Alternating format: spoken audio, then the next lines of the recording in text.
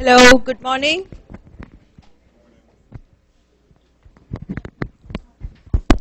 Okay, so shall we? Um, Sorry.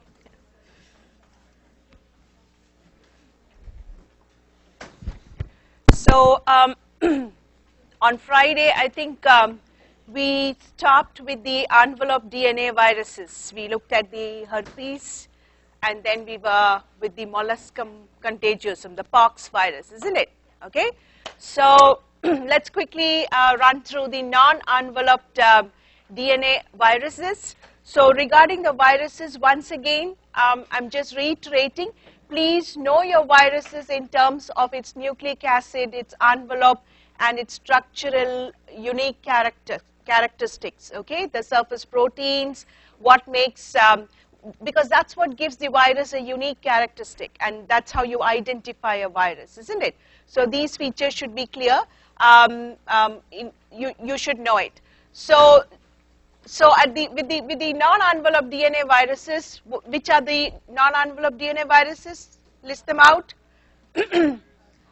You have the adeno, then the parvo, polyoma, papilloma, isn't it? So let's look at the parvovirus.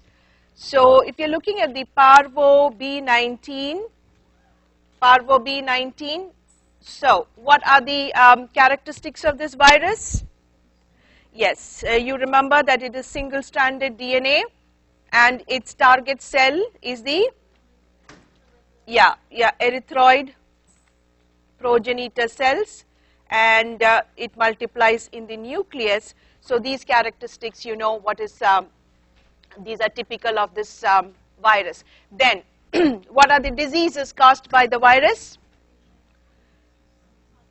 You have erythema infectiosum, isn't it? And this is seen in children, and the typical slap cheek appearance.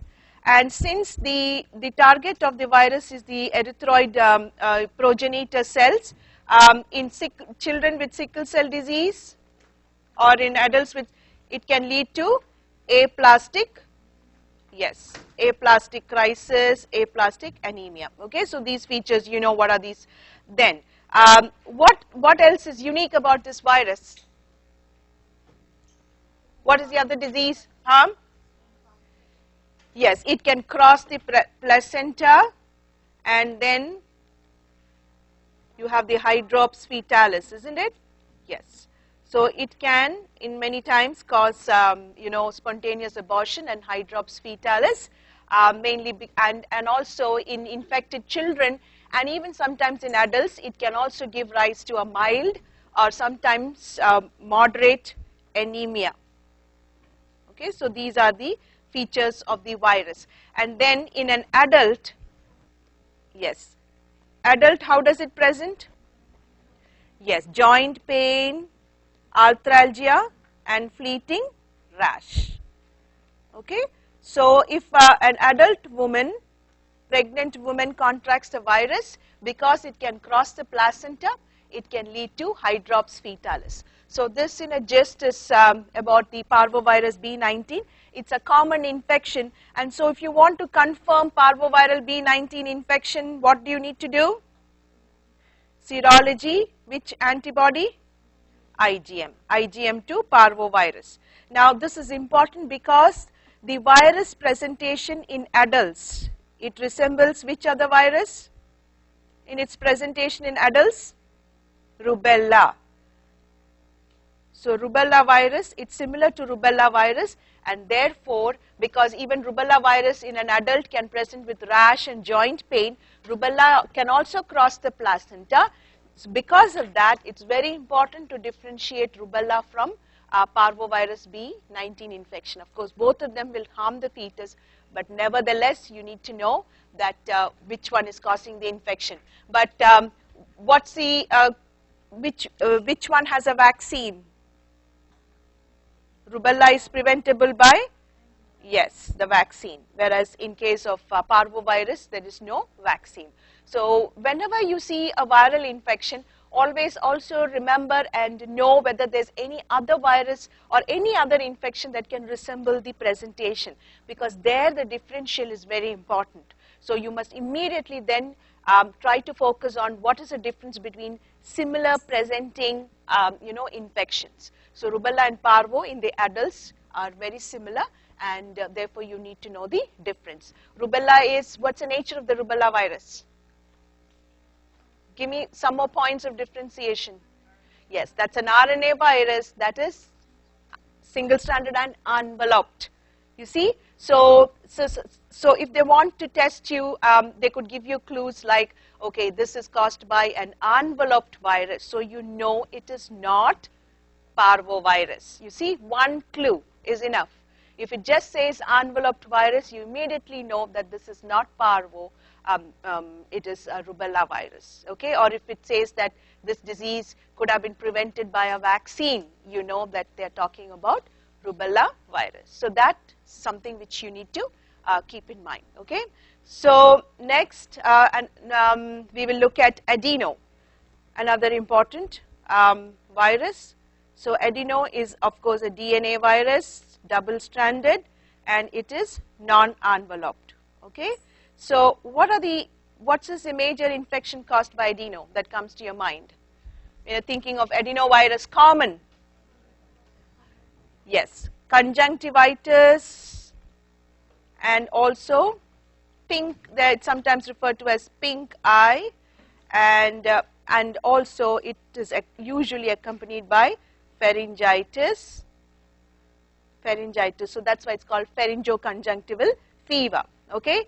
Then any other infection? Yes, pneumonia, and yes, gastroenteritis. Good. So diarrhea, gastroenteritis, especially in children, is commonly caused by adenovirus. So adenovirus, these are the common infections caused by adenovirus. It can cause conjunctivitis, pharyngitis, respiratory infection, mainly by a non-enveloped viruses. There are very few non-enveloped viruses that are associated with respiratory infections. Okay, so adenovirus can cause conjunctivitis, pharyngitis. It can also cause diarrhea and pneumonia. And because it's a non-enveloped virus, what kind of conjunctivitis? It has another name. Which one? What's it also called? Okay, it's also called swimming pool conjunctivitis. Why? Because it can be transmitted through water. Because it's a virus, it is non-enveloped, it can survive in even mild, improperly chlorinated water. It can survive in water, so it's also referred to as swimming pool conjunctivitis. What are the other ways in which the conjunctivitis can be spread? Adenovirus conjunctivitis.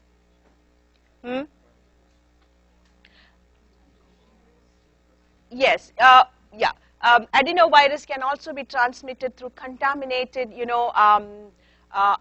objects that are used to examine the eyes. Sometimes even, there have been outbreaks of adenoviral conjunctivitis traced to a particular eye clinic. So patients who have attended that eye clinic, because the virus is non-enveloped, it can survive. It can survive longer on inanimate objects. So adenovirus can be transmitted through fomites. It can be transmitted through contaminated eye solutions. It can be transmitted through instruments which are used in the eye ophthalmic clinic.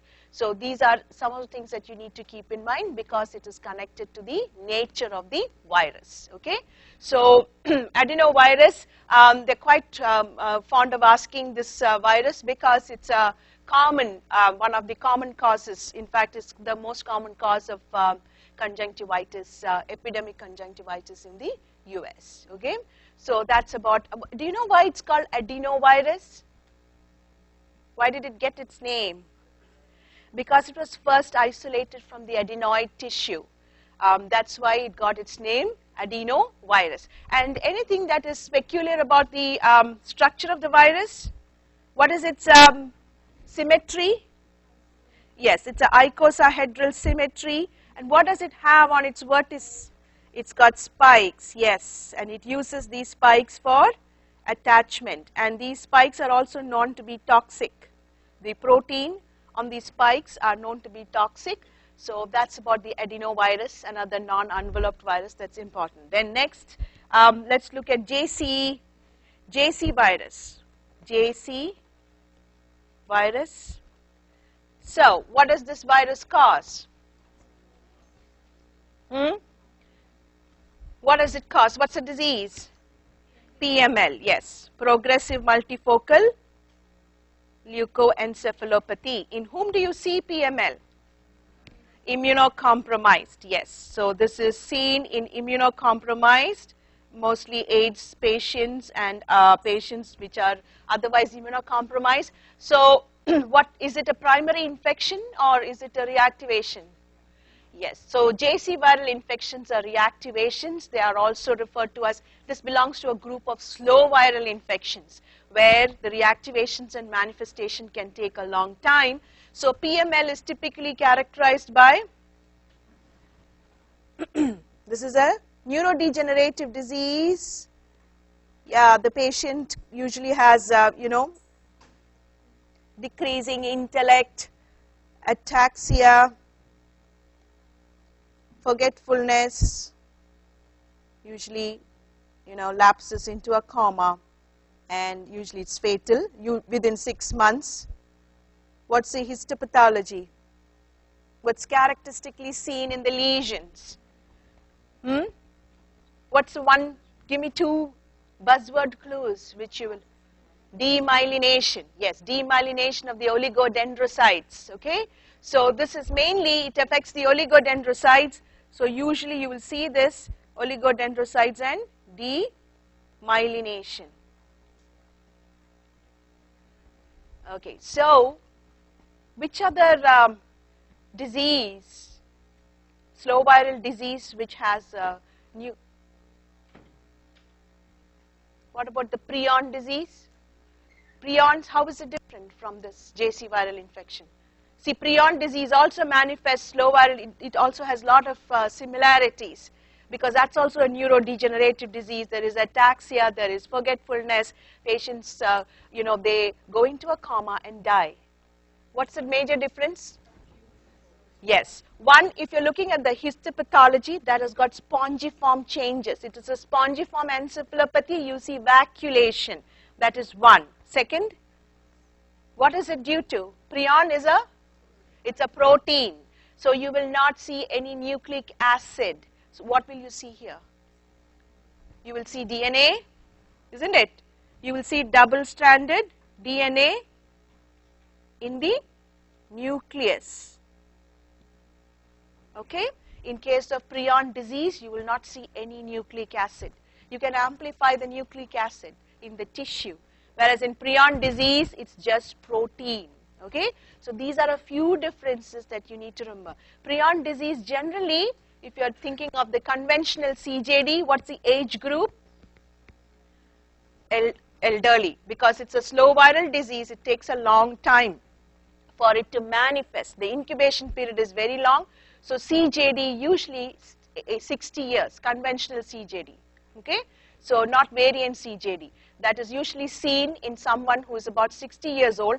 One point about CJD is that once the symptoms start, then it rapidly deteriorates. Deterioration is rapid when compared to Alzheimer's. Alzheimer's takes a long course, whereas CJD, after the incubation period, manifestation, the progression is rapid.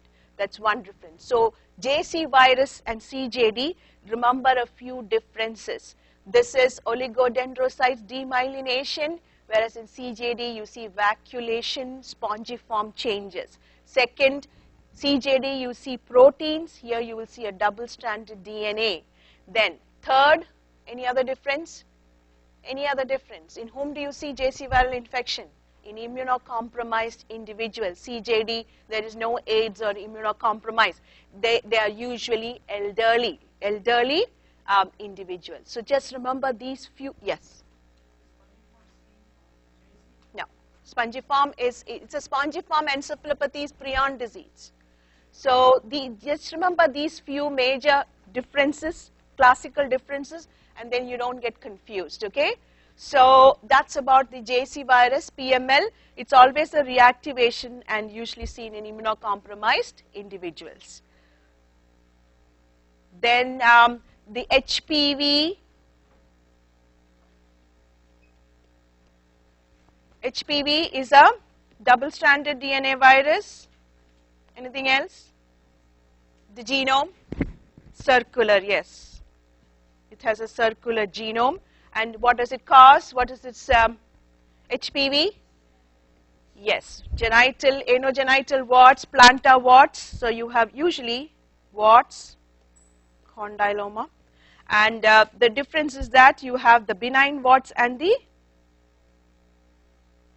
benign warts and the malignant. Okay, so what happens? What's the difference between what happens to the nucleic acid in HPV infection? Is it integrated or non-integrated? If you were to look at the nucleic acid of HPV in infected cells, does it integrate or does it not? HPV genome is integrated. Okay, so in those cells in which it has progressed to, say, for example, your squamous cell carcinoma cells, the HPV genome, the virus integrates its genome with the host nucleic acid. That's why it can cause long-term chronic infection. You know that malignant changes, it takes time. It doesn't happen just overnight. So that's, again, it's able to do that because it integrates. Then, of course, it produces certain proteins which can, which has the effect on, which is the major cause for malignant transformation. So just know the serotypes that are associated with benign as well as yes. Okay. What are the HPV infection? Now you have a child that presents with, what kind of infection can it cause in children who are born to infected mothers? Laryngeal papilloma, yes. So HPV is one of the, it is the most common, actually most common, we would say sexually transmitted, not really an infection, it's transmitted microorganism in the US. HPV infection is very, because it's very prevalent, not all infections need to result in manifestation of the disease. So as a virus, it's one of the most commonly transmitted virus, and so women who are asymptomatically infected, as in herpes virus infection, can often infect the children, that is during passage through the genital tract. They can pick up the virus, and these children later on can present with laryngeal papilloma. Okay, so that's about HPV. Is not that much tested in micro, but it is tested quite heavily in path. In the pathological aspect, so I'm not going to go into that. But in microbiology, normally you need to know what are the serotypes and the classical, yes, presentation of HPV.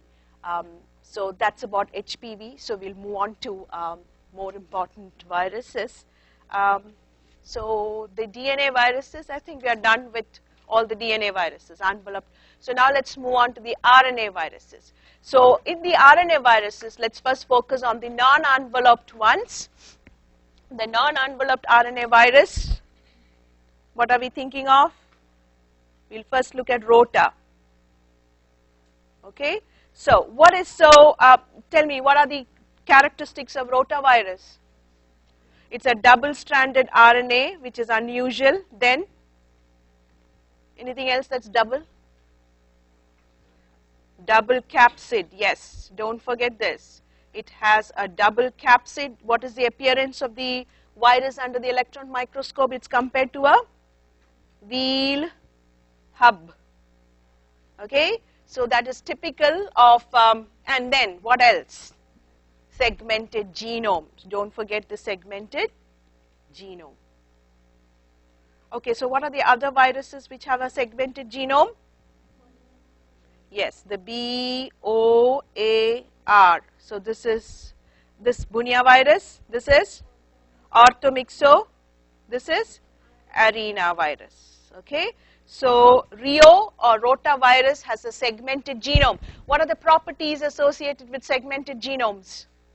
They can undergo genetic reassortment, isn't it?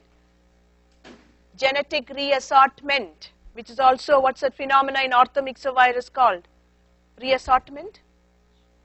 The antigenic shift, yes. So rotavirus, because it's got segmented genome, virus, yes.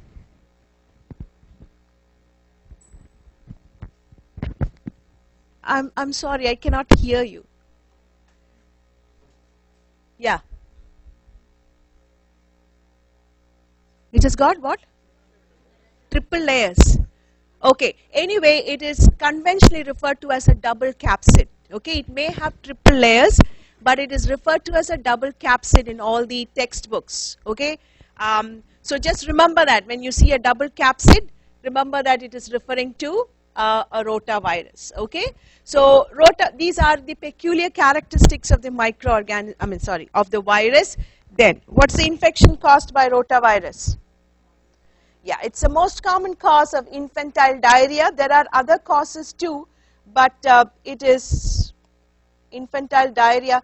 And why is it so common among infants? What are the reasons? Yes, because it's a virus that is easily transmitted, and also the large numbers of virus are secreted or excreted by an infected person. So if somebody has rotaviral infection, the whole surrounding is, the virus is shed in large numbers, and so it's easily transmissible from person to person. So the age group, usually, what's the age group for rotavirus? Infants, yeah, usually less than 2 years, 1.5 years, that is the peak period of rotaviral infection. Generally in the first 6 months, you don't see much of rotaviral infection. Why is that? Why are usually up to 6 months? Because maternal antibodies, yes. Because of maternal antibodies, usually the peak is between 6 months to, that's the time when the maternal antibodies wane, okay? So infantile diarrhea, what's the pathogenesis of rotavirus? What does it do basically? It infects the villi, yes, cells of the villi, and what does it do? It basically replicates in the villi cells, and it causes the sloughing of the villi. Basically, it also produces a toxin-like substance, but what it basically does is it destroys the villi. What happens if the villi is gone? It leads to malabsorption, isn't it? So mainly, the main pathogenesis is destruction of villi. And how long does it take for the child to recover from rotaviral infection? What's the pathogenesis? Loss of villi cells. So as soon as the villi are replaced, the child will recover from the infection. So rotaviral diarrhea, as such, the virus is not very pathogenic. What is the main cause? What is the main what could be the complication of rotavirus? Dehydration, yes. So rotavirus basically affects the villi, mainly it spares the crypts.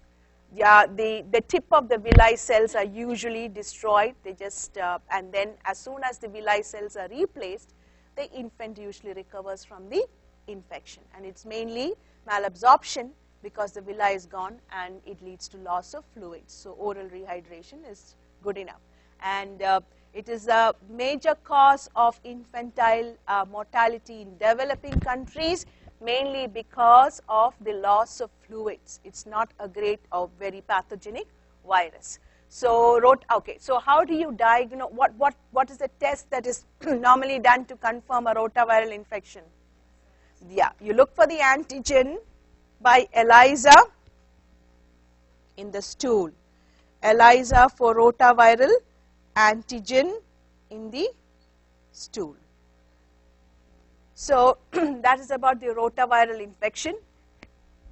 Then the other non-enveloped RNA virus? Give me the next one. The picorna. Okay, so let's look at picorna virus. The picorna virus, what are the members of this family? List them out for me.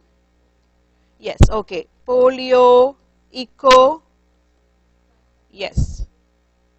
Echo, Coxsackie. Okay, so and then you also have the enteroviruses. Enterovirus, the echo, Coxsackie, and the rhino. Okay, the rhinovirus. Okay, so what is common to these two? What is common? What are the common characteristics? They are single-stranded RNA, non-enveloped. What is the sense? What sense?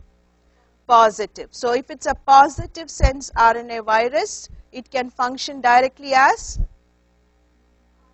messenger RNA. Yes. So it can function as a messenger RNA, and the genome is referred to as, yes, it is referred to as infectious genome. Why is it called infectious genome? Because if you introduce this genome, just the genome, if you introduce this genome into susceptible cells, just the genome, you introduce just the single-stranded RNA, not the whole virus, what will happen? What will result? You take a susceptible cell and you're introducing the single-stranded RNA of picorna virus. What can happen? Will you see virus? Will this cell produce progeny viruses? Yes. So you can see lots of viruses just by introducing the RNA, just the nucleic acid into the susceptible cells. That's why it's called infectious genome. It's called infectious genome because the nucleic acid is capable of producing, capable of functioning as a messenger RNA. So what will the messenger RNA do? It starts synthesizing the viral proteins, isn't it? So do you understand the implication? So if you take the positive sense RNA genome of any positive sense RNA virus, you just take the genome and introduce it into a cell. Because it can function as a messenger RNA, it will start synthesizing the proteins, enzymes that is necessary for the viral replication, and soon you will have progeny viruses. This is a concept that they are very interested in testing because they like to ask you whether what happens when an infectious genome or a positive sense RNA is introduced into a susceptible cell. Okay, so that's about the genome of picorna virus. So these properties are shared by polio, echo, Coxsackie, entero, and rhinovirus. What is the difference between these two viruses? What's the difference? What is the most obvious difference between these two viruses? Yes. Which one is? Okay. So rhinovirus is sensitive or resistant to acid, gastric acid? Yes, it is sensitive to gastric acid. That is an exception, whereas all these are resistant. Okay, that's why they can survive in the gut, and they are transmitted by the fecal-oral route. Okay, whereas rhinovirus is destroyed by gastric acid. So you know rhinovirus, cause of common cold, it is destroyed by gastric acid. Anything else? Yes, it can multiply. Its optimum temperature is about 32. Because that's why the rhinovirus replicates in the anterior nares. This virus does not invade the lungs.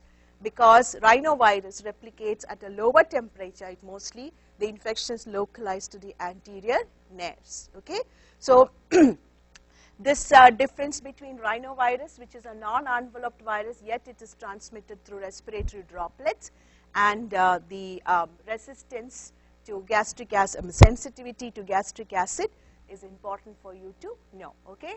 Now let's look at the infections caused by the virus. Okay. So let's just look at the polio virus. Polio is a disease that is gone. I mean, it's not common in the United States, yet they like to ask you questions on polio virus because of the importance. So why is polio not common in the Western Hemisphere? Because of vaccination. What's the vaccine used in the US and the Western countries? It's a Salk vaccine. And what type of a vaccine is this? It's a killed vaccine. Okay. So Salk is a killed vaccine, and Saban vaccine is a live attenuated vaccine. This is live attenuated, and it is still used in developing countries. So one of the things that they would like to ask, they normally ask is, what's the difference between the live immune response of the live attenuated and the killed vaccine? So the live attenuated vaccine, yes, it has better mucosal immunity because it's live attenuated. How is this administered? It is administered as an oral vaccine. So you are giving the live attenuated virus. It's a virus, okay, that is given orally. So the virus will replicate. Where will it replicate? In the gut. So here, when you give the vaccine, it multiplies in the gut cells. So which immune cell is the first cell to come in contact with, or where does it, which immune cell? IgA, yes, but cell. Which immune tissue? Which immune tissue will play an important role in the defense against polio virus or even the live attenuated vaccine that is administered orally? What are the immune tissues seen in the gut? The Peyer's patches, lamina propria, the lymphoid follicles, isn't it? This is a question that is often asked in the exam, and students completely miss it. Remember, there are lymphoid tissue in the gut, isn't it? They are the ones that are first going to meet the cells there, isn't it? The cells there are the ones which are first going to produce the antibodies. So the IgA produced mainly by the B cells, plasma cells, they are the ones which are stimulated, the ones in the lamina propria. So local IgA in the gut plays an important role, okay? And then once the virus enters the gut cells and then enters the blood, which antibody? Which antibody in the blood? IgG, isn't it? Okay? So in the blood it's IgG, in the gut, in the mucosa it is IgA. Okay, so this is important because it's a live attenuated vaccine. How is the Salk vaccine administered? Through shots. So the Salk vaccine is introduced, the killed vaccine is introduced into the blood. So here again you need IgG antibodies, but here probably where would the antigen go from the blood? Which is the lymphoid tissue? Huh? Goes to the spleen. Yes, from the blood the antigen is mostly taken to the spleen. The B lymphocytes are stimulated in the spleen to produce antibodies, and again IgG will mop up the virus in the blood. Okay? So the newer vaccines, the newer Salk vaccine, they do induce some amount of IgA. Of course, it will induce IgA, but the IgA is low. Again, you must remember, polio is transmitted to the fecal-oral route. In developing countries, that is the major way in which the individuals get infected with polio virus. That form of transmission is quite rare in the United States. So oral vaccines, because of the epidemiology, because of the way it is, the antibodies are induced, that's why you use the oral vaccine in the developing countries. So this concept, they're quite fond of testing this concept in the exams. What type of immune response is generated? and what is the difference between the two vaccines and why it is used in developing countries and developed countries. Okay. Now, just one more thing. Suppose, sorry. Okay. So, say for example, you have two viruses. Okay. So, you have a ecovirus. This is ecovirus capsid. Okay, this is a capsid of ecovirus. And you have a synthetic virus, you're making a composite virus. The genome is polio. Okay, and you are infecting a gut cell. This is gut cell is infected with this virus. Okay, now this is the virus, it's inside.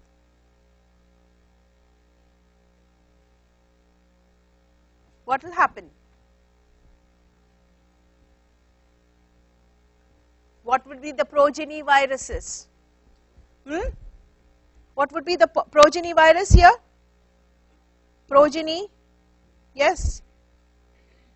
Progeny will be polio. Okay.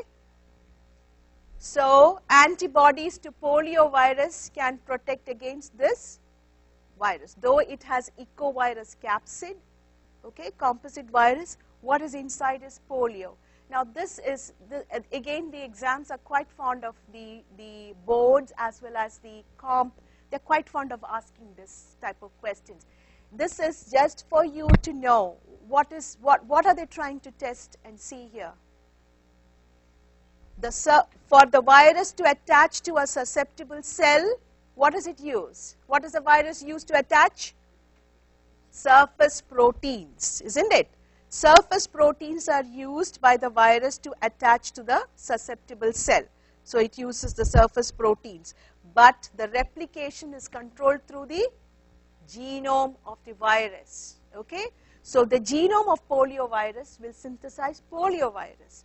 But because you have artificially synthesized a virus like this, it uses the surface proteins of ecovirus to infect the cell, because both of them can infect the gut cells. So you can make such kind of viruses, but what is inside is the genome controls the viral replication. So the progeny viruses that are produced are polio, and you can protect yourself from infection with antibodies against the polio, not the ecovirus. Okay? Okay. So this is just one concept which I just wanted to emphasize. Now let's go to the infections caused by the, let's look at the Coxsackie virus first. What does it cause? So you have the Coxsackie virus, Coxsackie, you have Coxsackie A and B. It doesn't matter, you don't have to really remember, but just remember what are the, give me a common, okay, let me put it this way. Childhood infection, children, what do they get? The hand, foot and mouth disease, okay. Don't forget the hand, foot and, why is it called hand, foot and mouth? What do you see in this infection? What do you see in the mouth? Mouth, Coxsackie infection, it's common, you see it even here, you see it in the US, vesicles. So mouth, you see vesicles, just like the herpes virus, vesicles mostly where? Which region? In the soft palate. Soft palate and buccal mucosa, but mostly in the, so usually children, they will refuse to take their feed. They will say, I don't, they mostly soft because it hurts. You see the vesicles in the oral cavity, that's one of the first symptoms. Children will say, no, I don't want to eat food, I don't want to even soft food they would refuse. That's the first symptom. So usually they'll say child refuses to feel, child feels irritable. Lesions in the oral cavity, it could be herpes or Coxsackie, but what feature would favor Coxsackie infection? Okay. When they usually what they say is, they say when it is localized to the soft palate, you are thinking about Coxsackie infection. Herpes vesicles can be seen anywhere, okay? And also these vesicles will be seen on the palm and the feet first, and then you will see the, them spreading all over the, usually. But mostly, initially, you will notice it on the palm, feet, as well as the oral cavity. So that's why it's called hand, foot, and mouth disease, mostly seen in children. Okay. Then, of course, the characteristic of the virus, we already discussed that. What's the other infection caused by this virus? Myocarditis. Yes, myocarditis. It's also called sometimes the devil's grip. So the patient usually will complain of severe, usually chest pain, and of course, it's mainly inflammation of the viral infection of the muscles, and also it also gives rise to a kind of a costochondritis. Okay, so myocarditis, Coxsackie infection, even children, even newborns can also get myocarditis with Coxsackie viral infection. So that's about the Coxsackie virus infection in children and myocarditis in children and adults. Then, what is the most common cause of infection? The echo and enterovirus. What do they cause? If you're thinking of echovirus in the United States now, during the summer season, echo, entero, they are the most common cause of aseptic meningitis.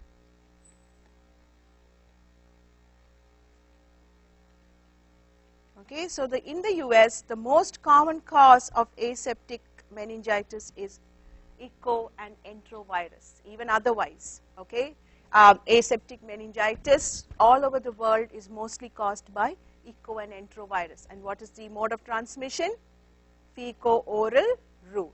So aseptic meningitis in the differential diagnosis as a cause, you will first think of echo or enterovirus. Okay.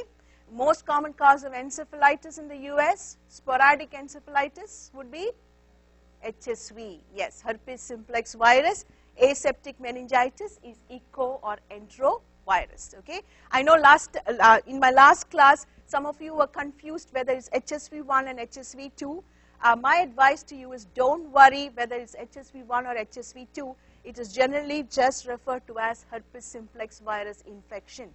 The reason why they say as HSV1 is more common is mainly because most of these HSV encephalitis are reactivations.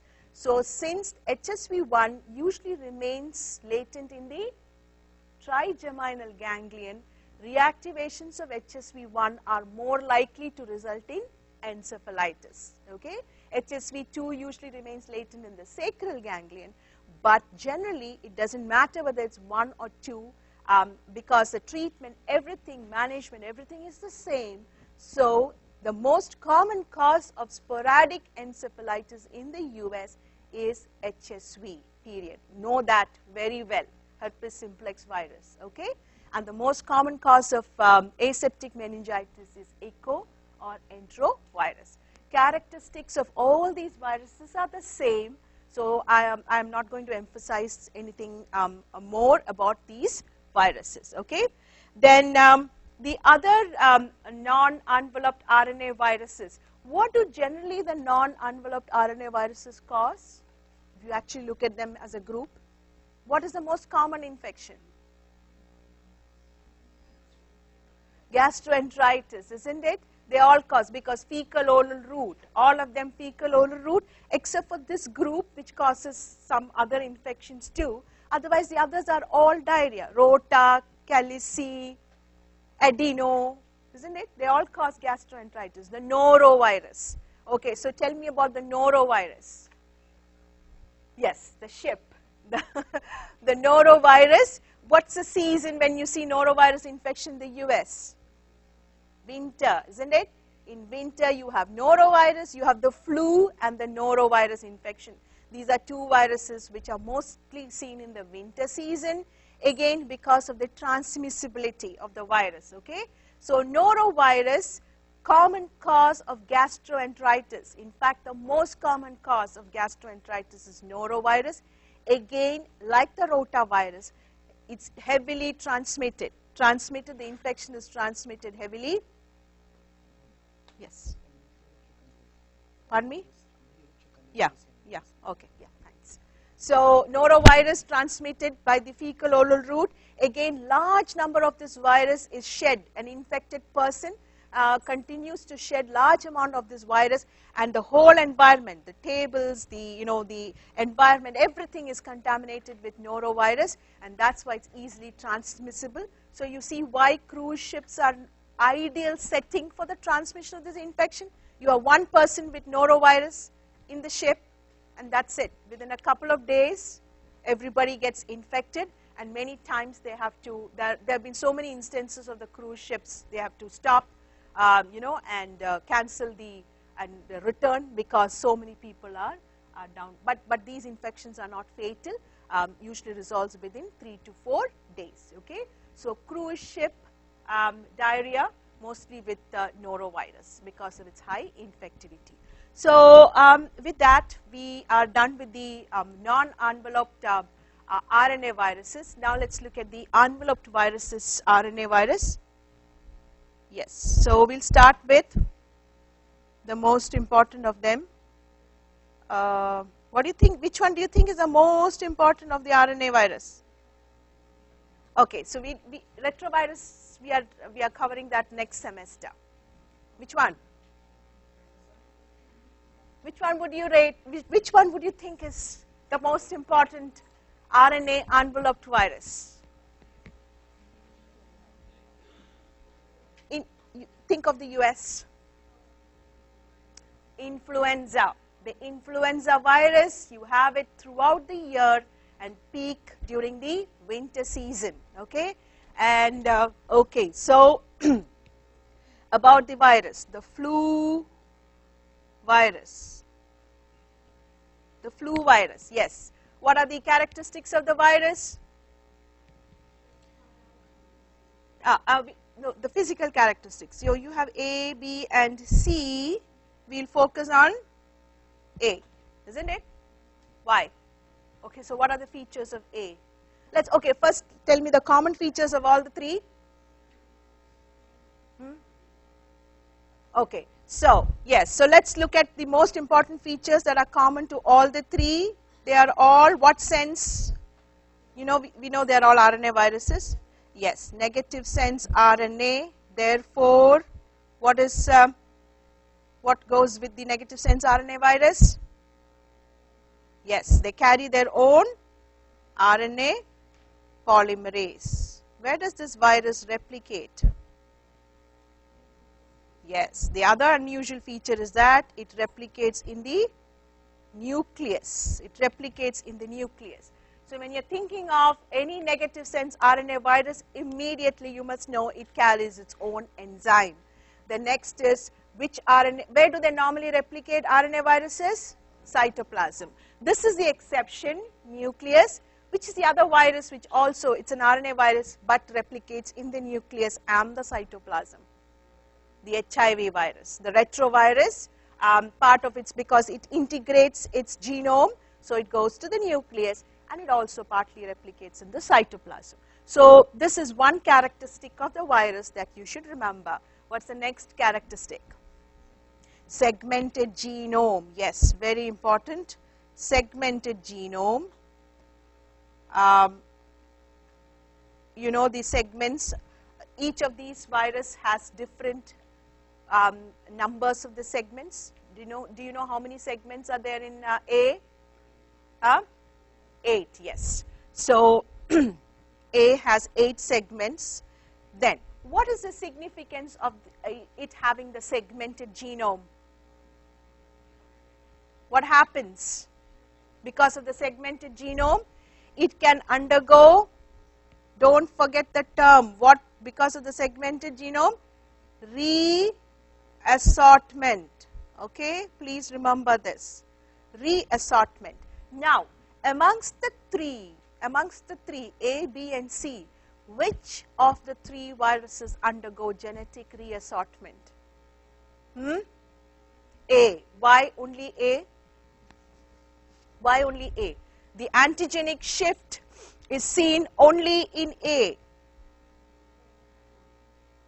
The antigenic shift is seen only in A. Why? Because it can infect pigs, humans, and 3, please, which one? You can't afford to forget this. Swine flu, human flu, and bird flu. Yes, bird flu. So, birds and 4th horses. Okay, we have not yet had an equine flu. Who knows?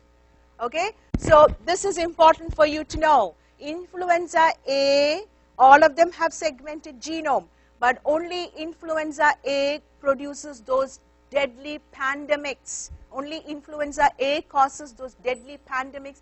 Only influenza A results in, because of the fact that it can infect pigs, birds, and human beings. What happens? A bird, the cell of a bird may have a human strain and a swine strain or a bird strain. And so inside one single cell, 16 segments of influenza A virus can undergo reassortment, 8 from one, 8 from the other. Got it? Because only influenza A can infect other species, you can have 2 viruses from 2 different strains undergoing reassortment. That doesn't happen with B and C, because B and C can infect only human beings. Okay? So this is an important aspect that you should know. Okay? That is about the influenza A and its segmented genome and its reassortment. Okay? Then, what else about the structure of the virus? What are the surface proteins? Hemagglutinin and neuraminidase. These are the 2 spikes on the surface of the virus. What do these spikes do? What's the function of hemagglutinin? It agglutinates RBCs. Okay, it can attach. So the virus uses, the reason why it's called hemagglutinin is because it can agglutinate RBCs. It can stick to RBCs. So the hemagglutinin spike attaches to what on the host cell? Respiratory. This is a respiratory cell. The sialic acid. This is important.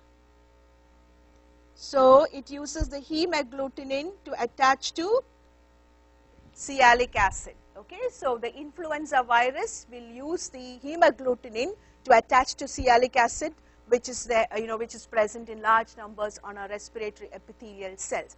What is the function of the second spike, neuraminidase? Neuraminidase, what does it do? It's an enzyme. It cleaves neuraminic acid, sialic acid. So the function of the neuraminidase is to cause the influenza virus to detach from the infected cell. Okay, it cleaves the neuraminidase. So influenza virus, once it replicates inside the epithelial cell, when it has to come out, it stays attached to the respiratory epithelial cell. So the neuraminidase is used to cleave it. Yes. I can't hear.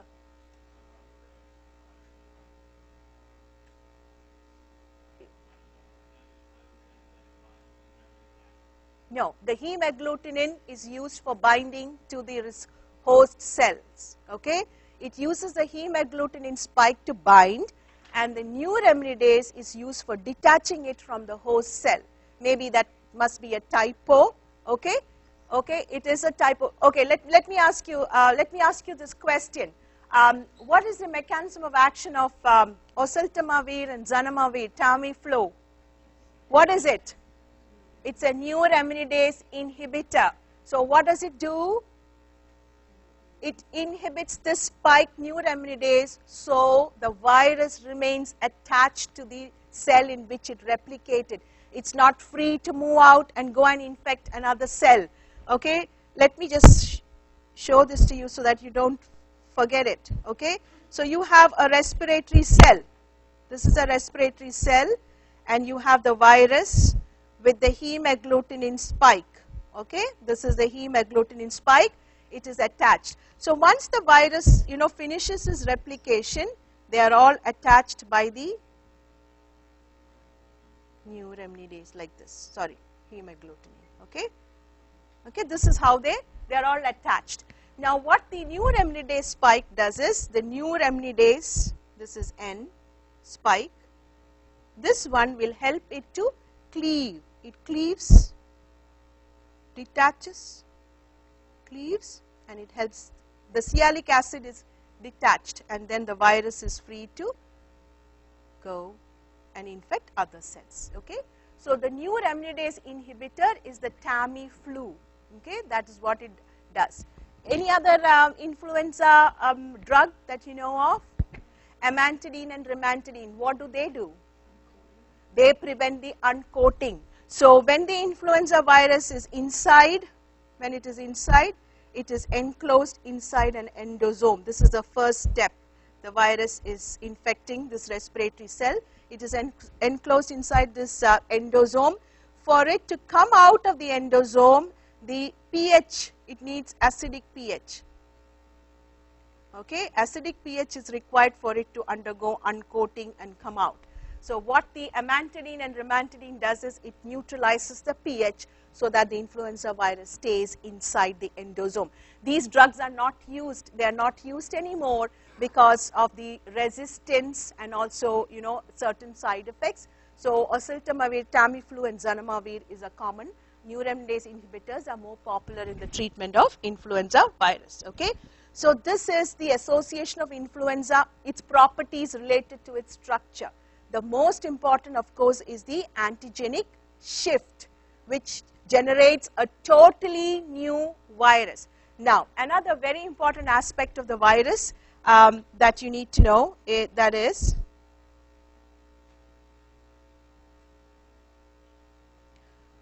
so you have the virus here, and you have the hemagglutinin spike, and you have the neuraminidase spike. This is N, this is H. Okay. So what is antigenic drift? What is drift? Antigenic drift is point mutation. You have these segments, isn't it? 8 segments. So when there are point mutations here in the genes that code for neuraminidase or hemagglutinin, what happens is, the hemagglutinin and the neuraminidase will undergo minor changes, okay. So let me ask you this question. So you have this virus, you are infected with this virus in January, okay. Now because of the antigenic drift in the month of February, I'll say in December of the same year, the hemagglutinin is now like this, okay. What happens? What will happen? In 9 or 10 months time, because of the mutation, the influenza virus has changed a bit. Its surface protein, hemagglutinin, changed a bit. So what happens? Antibodies produced against the virus in the month of Jan is useless against the same virus that is mutated in the month of November. So you see, that's a reason why do individuals, especially the elderly, have to take the influenza shot every year? Every year they have to take the flu shots, isn't it? Why? To compensate for this antigenic drift. The virus keeps changing its surface protein throughout the year. It's after all an RNA virus, okay? Because of the point mutation, you will have multiple different hemagglutinin and neuraminidase spikes.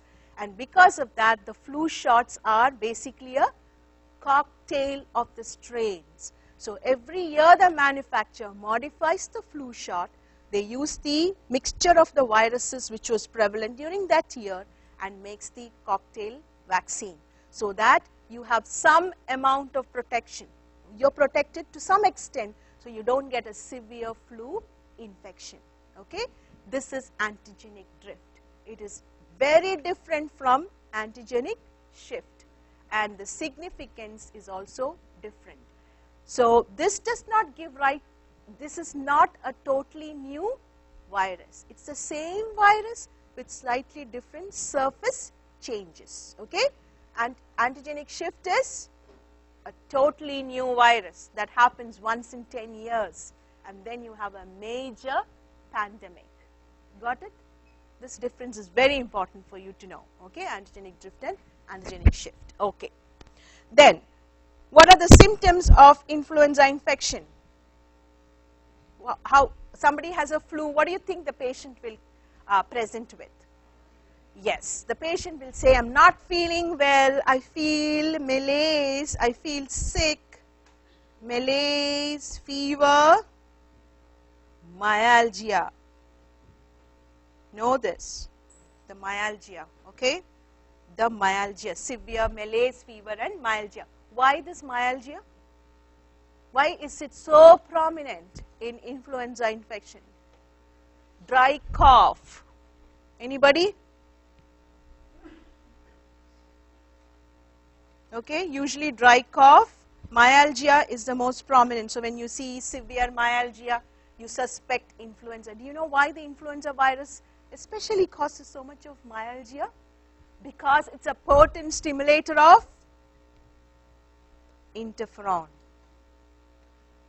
So influenza virus, the nucleic acid of influenza virus is a potent stimulator of interferon, and that's why you see very prominent myalgia in influenza infection. That's a classical symptom of influenza. Okay, so during the winter time, especially or during the influenza, you know, when you see patient presents with these symptoms, you will think of a viral infection, but influenza is on top on your differential diagnosis. Okay, now why is it so important that the elderly should be protected against influenza infection? Why are the shots mostly targeted against the elderly?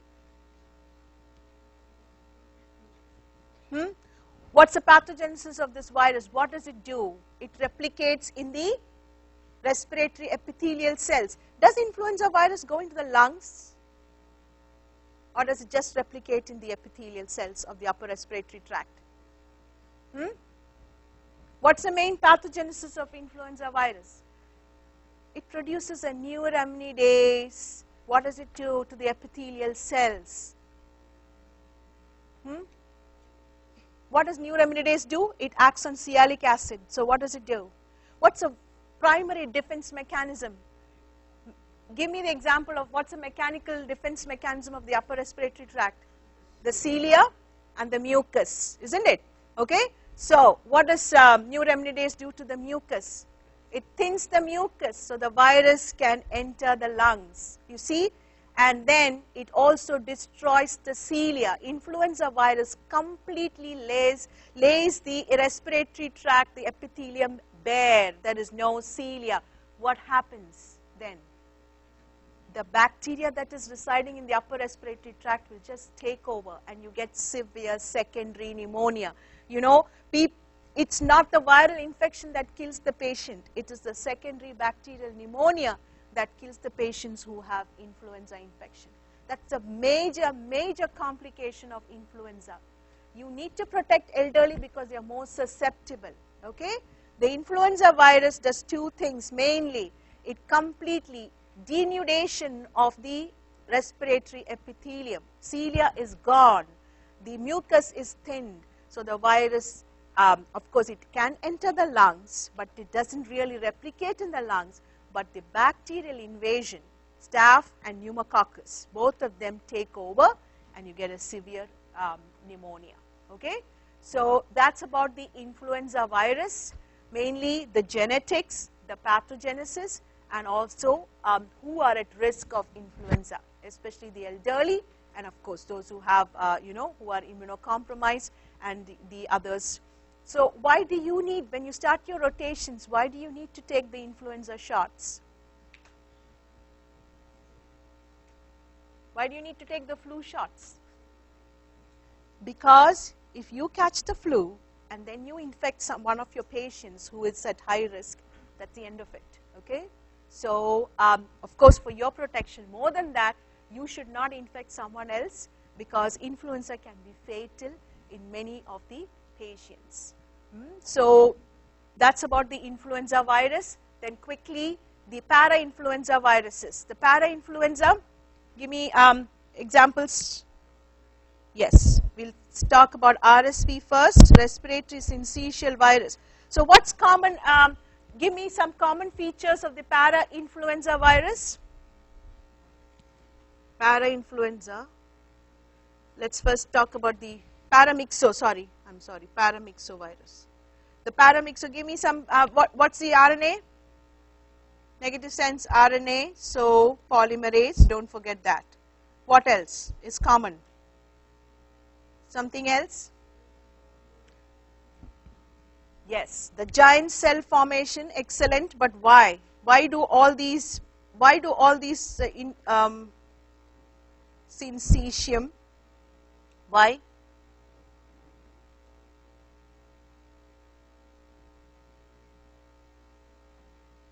What is that? What does that F stand for? The fusion protein.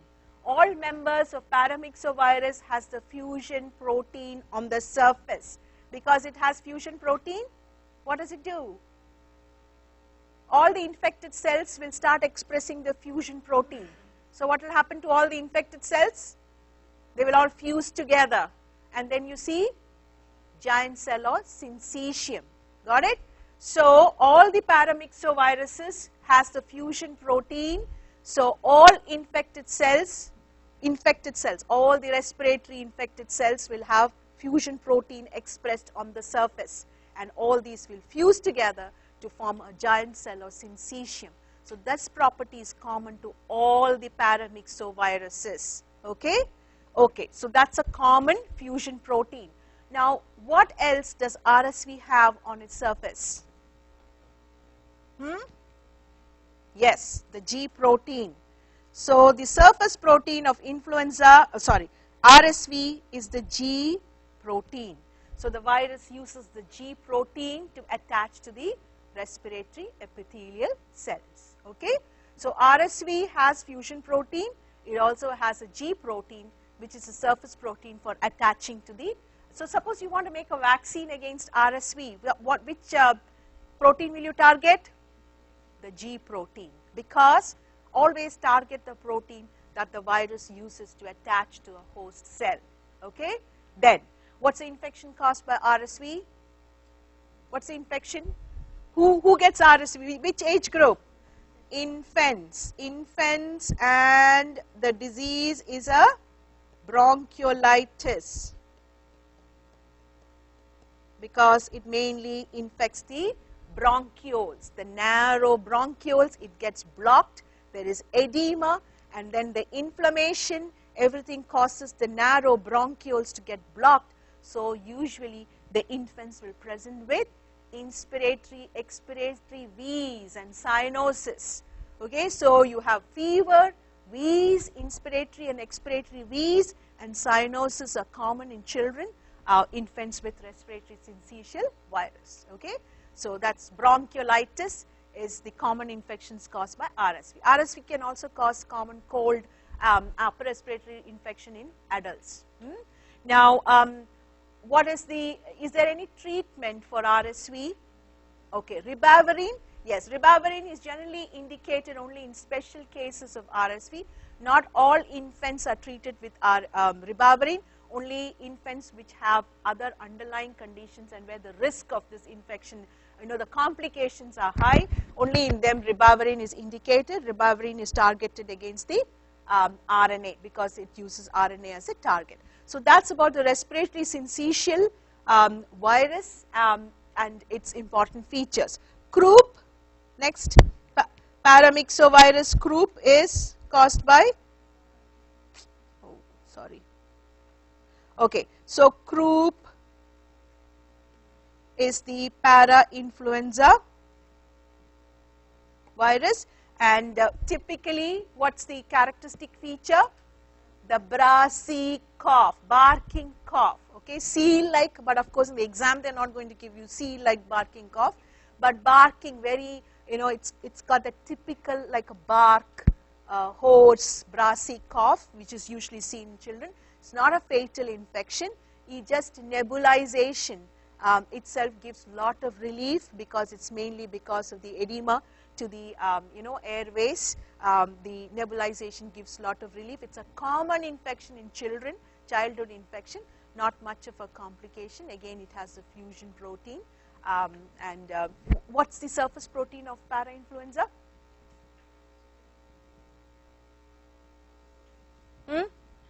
What surface protein?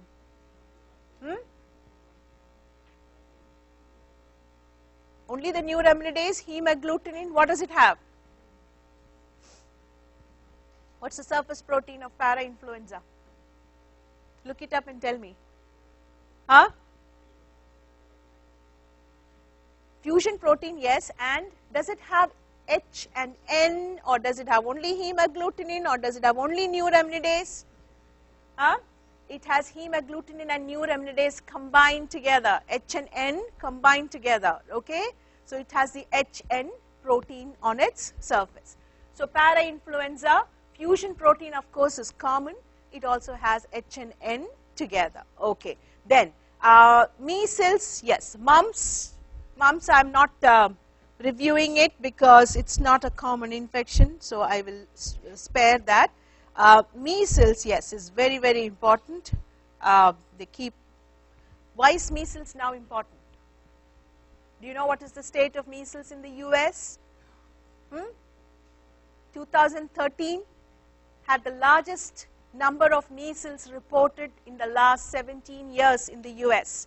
Measles was practically unheard of, but in 2013 there were so many cases of measles. Even 2014 also they have reported measles. Why is that?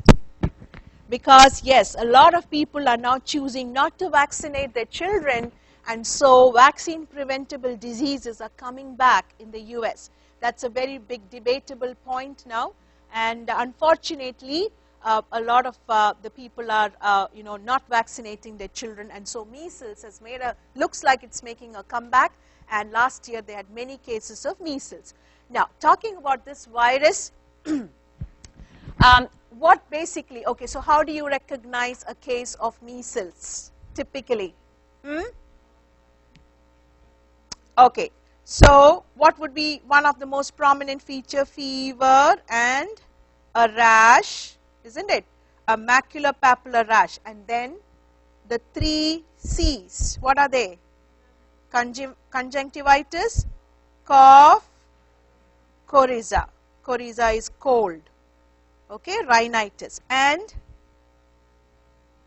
the Koplik spots, which is seen on the buccal mucosa. Okay, so typically children will, it's a disease of childhood. Measles will present with fever, a rash, a maculopapular rash, and then you will see conjunctivitis, cough, and rhinitis, severe rhinitis, and then of course the Koplik spot on the buccal mucosa. This is a classical presentation of measles. Measles is not such a, it's not, this is one disease which is often taught in medicine. You can see the dramatic difference in the manifestation of this disease in children in developed countries with good nutrition, and this disease, its manifestation in undernourished or malnourished children. So measles can cause severe complications in undernourished children. What are the complications of measles? Yes, the giant cell pneumonia, encephalitis. Yes, these are encephalitis, giant cell pneumonia, giant cell because the infected cells. These are the immediate, okay, immediately after infection, and the long term, many years later, many years is SSPE, subacute sclerosing panencephalitis, okay, SSPE. What is SSPE? Why SSPE? What happens in SSPE? Yes, neurological problems. Suddenly you see children, there is, they find it difficult to concentrate, they start doing badly in studies, they show abnormal, behavioral changes, and then, it gradually lapses into there is ataxia, and then it progresses to death, subacute sclerosing panencephalitis. but what is the basis? What is the connection of measles with this disease that happens sometimes years after an attack of measles in childhood? What happens? What do you see in SSPE? This is because of there is abnormal viral proteins. The matrix protein of the virus is detected in the CSF. So for some reason, the measles virus, abnormal forms of this virus persist in the brain tissue, and that eventually gives rise to this SSPE. So SSPE is a long-term sequelae. Usually children age of 8 or 9 or 10, they usually present with SSPE. There are other viruses also that are implicated in SSPE, but the most prominent one is the measles. Okay? So measles, classical symptoms, and of course the long-term sequelae, the short-term immediate sequelae, complication is giant cell pneumonia and encephalitis. That's what actually kills most of the children. And then of course you have SSPE, which is a long-term sequelae. Okay? Then measles, mumps, we won't go, I'm not going to review that now. So these are the paramyxoviruses. So what is remaining in the envelope? We have rabies, then rubella, and I guess that's it, no? Rabies and rubella, and the arboviruses, isn't it? So what I'll do is, okay, let me just quickly review, then we'll take a short break for 5 minutes, and then I'll finish off quickly the fungus and the immuno. Okay, so let us just finish this. So the enveloped viruses, I hope I'm not forgotten any of the other, that's it, isn't it? The rabies and rubella, I don't think I've left out anything else, and the arbo. Huh? Pardon me? Which one? The arboviruses, isn't it? The group of arboviruses. Yes. So we'll. Okay. So let me tell you about the. Okay. Rabies. Let's look at rabies. Single-stranded RNA. What's the shape of the virus? Yeah. Okay. It's a bullet-shaped virus. Okay. Now. Okay. So rabies. Enveloped virus, single-stranded RNA virus. So what are the different modes, what are the different ways in which you can get rabies in the US? So the most common documented, of course, is through bats in the US. Then, of course, raccoon, chipmunks. Okay, so all mammals.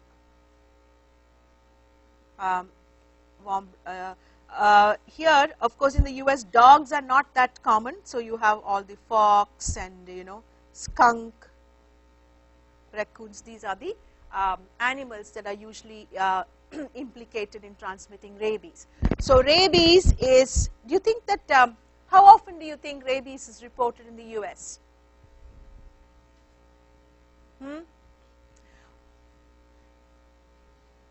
Do you know which was the most recent?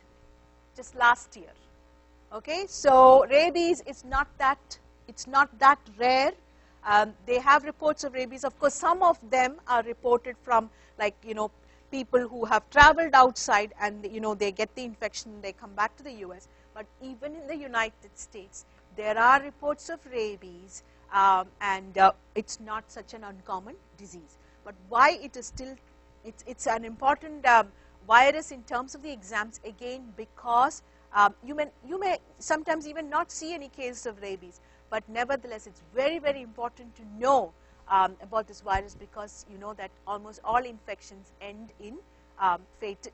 They are all fatal infections. So so the virus is mostly transmitted through the saliva from these animals. In case of bats, again, aerosols. So cases of rabies in the US is reported from individuals who have ventured into bat caves. So don't forget that the virus, if it comes in contact with the cornea it can transmit the infection. So one important aspect is what is the route that the virus takes.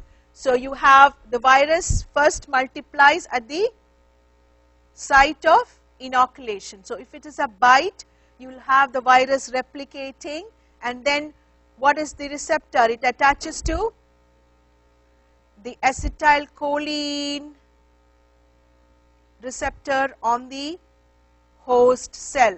Okay, so it attaches to the acetylcholine receptor, and then it travels along the axon to the brain and spinal cord. Okay, so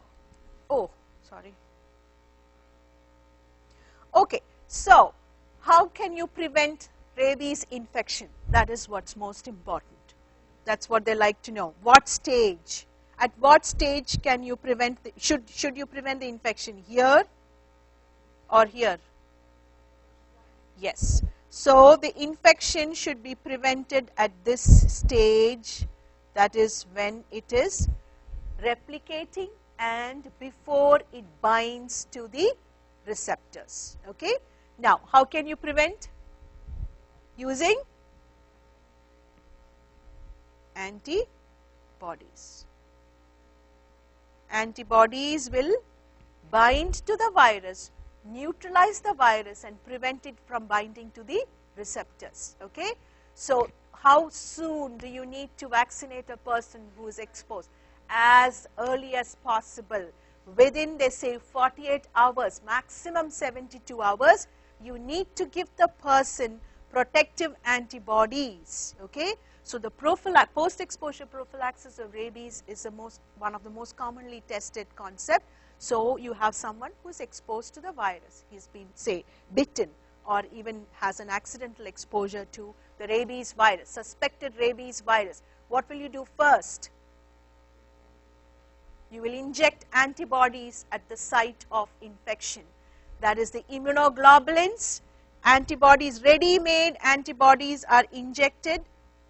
Immunoglobulin are injected to the site of infection, so that if there are, say, 10,000 viruses, these antibodies will all bind to the virus and prevent it from attaching. Okay? And then you vaccinate the person with the killed vaccine, so that the person starts producing antibodies. The idea is this virus should not travel along the axons. Once it reaches the brain tissue, it multiplies there, and then you cannot do anything. Okay? The person will manifest with the symptoms. When does he manifest with the symptoms? When is the manifestation of the symptom? Symptom manifestation is here, when it reaches the brain. Symptoms are here. How long does it take for the virus to travel? On an average, what is the maximum period? 20 years. There have been documented cases of rabies where it took 20 years for the virus to travel from this site to the brain. Okay? So it all depends on the distance. If you have been exposed closer to the neck, then yes, the prognosis is poor. The virus, so it all depends on the amount of virus that is inoculated and the distance, the time it takes for it to travel. Now, post-exposure prophylaxis, before giving the antibodies, what else would you like to do? That's again very important. You give antibodies, you inject antibodies to the site. Before that, it's an enveloped virus. What can you do to reduce its attachment to the host cells? What do you need to do? Okay, that is the procedure. What purpose does it serve? Washing, alcohol, what is it doing? Yes, it's splitting the envelope, because the envelope is made up of lipids, detergents, as well as alcohol can strip the envelope off, so the virus cannot attach to the host cell. These are the concepts that they love to test. Why is it so important to wash the wound with soap and water, and also probably use a disinfectant in case of a rabies exposure? Because it strips off the envelope, prevents the virus from attaching to the neurons. Okay? So these are some of this. These are the only things that they ask you about the rabies. Okay. So how do you recognize a case of rabies? When will you suspect rabies infection? What are the symptoms? Okay. So the hydrophobia comes a little later. You know, usually the patient presents, you know, sudden alteration in behavior, agitation. You know, it can present as encephalitis. Patient may have seizures, patient will have symptoms of encephalitis, altered, you know, behavior, agitation, tingling at the site of, you know, the bite, if there has been a bite. These are some of the initial symptoms. Then, of course, the patient's, you know, condition deteriorates, lapses into a coma, and then, of course, the hydrophobia. Mainly because of these spasms of the respiratory muscles, patients cannot drink water, and then it of course often leads to ends in death. Okay, so the classical symptoms of rabies and its pathogenesis and its post-exposure prophylaxis, these are what essentially that you need to remember. Okay, so it travels along the axis. Then the next one is rubella virus. Again, rubella also is not that uncommon. Of course, all these are preventable by vaccine. So, rubella in an adult, rash, arthralgia, lymph node enlargement. Okay, these are the symptoms of rubella infection. This is a single-stranded RNA, belongs to which family? Toga. Okay. So, what's the main complication of rubella? It can cross the placenta and cause teratogenic virus. What does it basically do? Inhibits mitosis. Okay, mitosis in the developing fetus. The cells are destroyed, and that is what results in the teratogenic effect. So, how can you prevent rubella syndrome in the newborn? What can prevent the virus from crossing?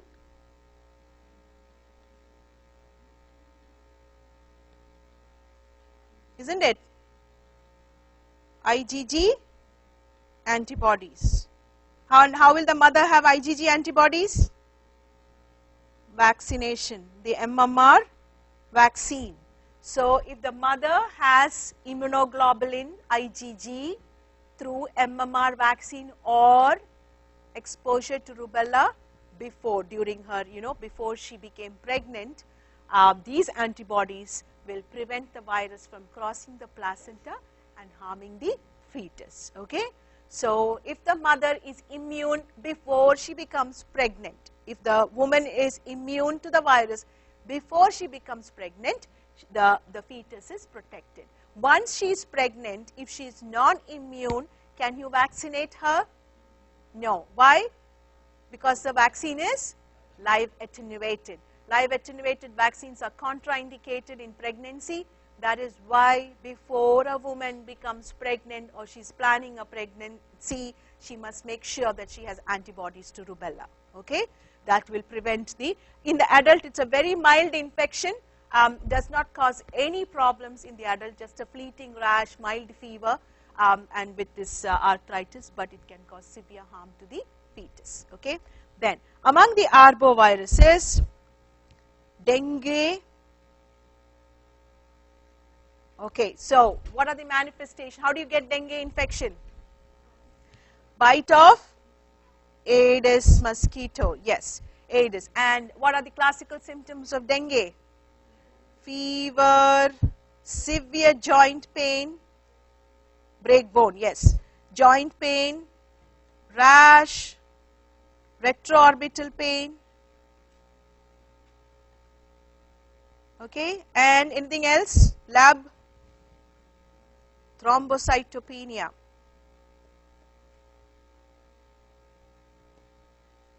Okay. Okay.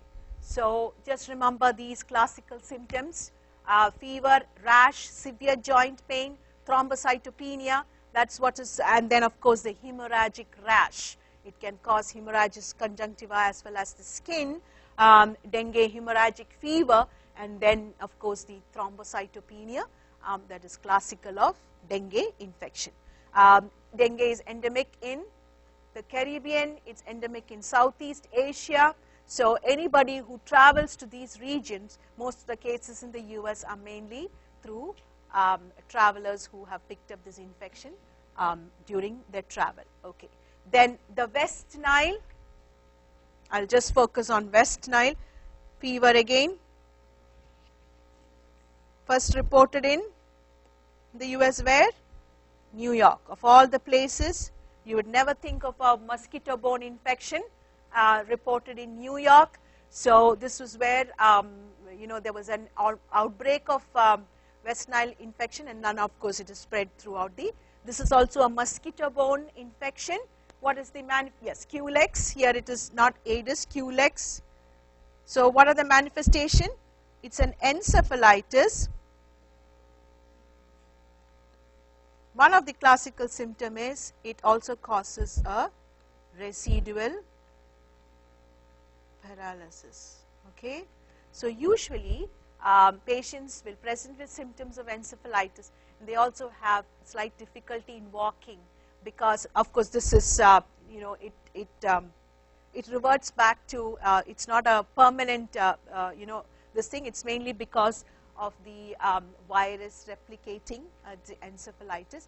In case of West Nile fever, one of the classical symptoms is usually patient will complain of weakness, especially of the lower limbs, difficulty in walking, and you can see a gait disturbance in walking. So symptoms of encephalitis, residual paralysis. West Nile fever, in whom is it more likely to cause complications? In the elderly, yes. So usually the vignette would probably describe someone who is an elderly and who has more chances of getting bitten by mosquitoes. Someone who spends time outdoors. So they sometimes will mention a summer camp, or someone who enjoys gardening, an elderly person who has spent times outdoor and probably got bitten by mosquito and presents with this infection. The peak season is usually summer. That's when you have the mosquitoes breeding. So that's about the viruses. Okay, so I think we have covered almost all the viruses which are high yield. If I have left out anything, pardon me. Okay, the hepatitis. I think we've pretty much very much covered. Yes, I don't want to spend time reviewing it. All the hepatitis viruses are important. Okay, hepatitis B.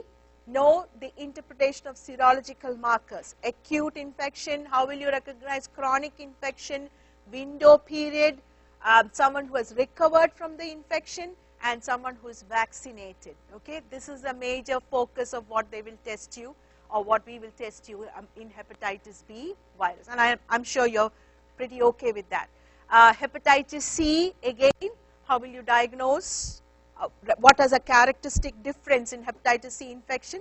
Usually asymptomatic phase, mostly through transfusion. Of course, in the US now, it's also through body fluids. But remember the asymptomatic phase of HCV. How do you confirm a case of HCV? Again, PCR and PCR mainly. Then hepatitis A, fecal-oral route. And what is the serological confirmation? What kind of, what are the chances? How can you get hepatitis A infection in the US? Mostly through food. Yes, it's food, mainly seafood, or yes, freshwater freshwater food, fish, shellfish. Sorry, that's the word I wanted. Freshwater, shellfish that is grown or harvested in freshwater that is contaminated. It's a fecal-oral route. Hepatitis D, fulminant hepatitis. So just focus on the markers, how to diagnose a case of hepatitis, lab and the classical symptoms. Okay, so that's about hepatitis. The other viruses, what I have left out, if the oncogenic, yes, we are not going to test you on oncogenic viruses. So you can, and also what else? The other arboviruses other than dengue and West Nile, no, those are not, they are not high yield, all those EEE and all that. You should just know that those, yes. Pardon me? Hantavirus? Okay, hantavirus, okay, let me just tell you about hantavirus. First of all, what is the characteristic? It's a, yeah, it's a Bunia virus, so it has a segmented genome, hantavirus, okay. What is the typical presentation of hantavirus? Hantapulmonary syndrome.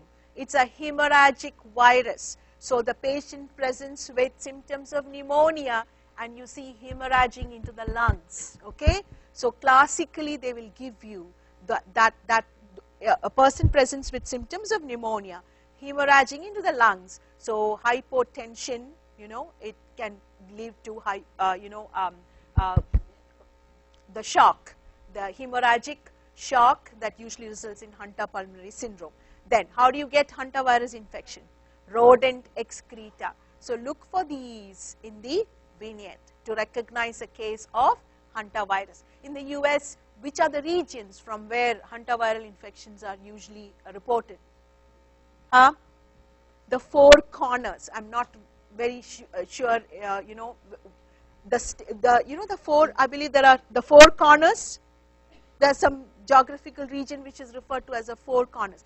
Okay, this much I know that it's also reported from the southern, yes, southern states, the four corners. There are, you should know the geography, the US more than me. The four corner states, I believe there are some states which are referred to as the four corners. Pardon me? No.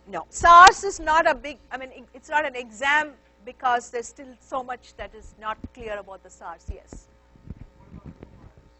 Yeah, Rota, the Rota and Rio, I went over Rota, okay.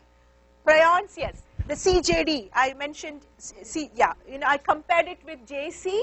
So, okay, the prion, what are the characteristics of prions? It's a protein, so it is resistant to nucleases. That's a clue. Resistant to nucleases, okay. Then detergents, resistant to detergents. See, remember, you need to know, compare prions with viruses. How will you differentiate prions from virus?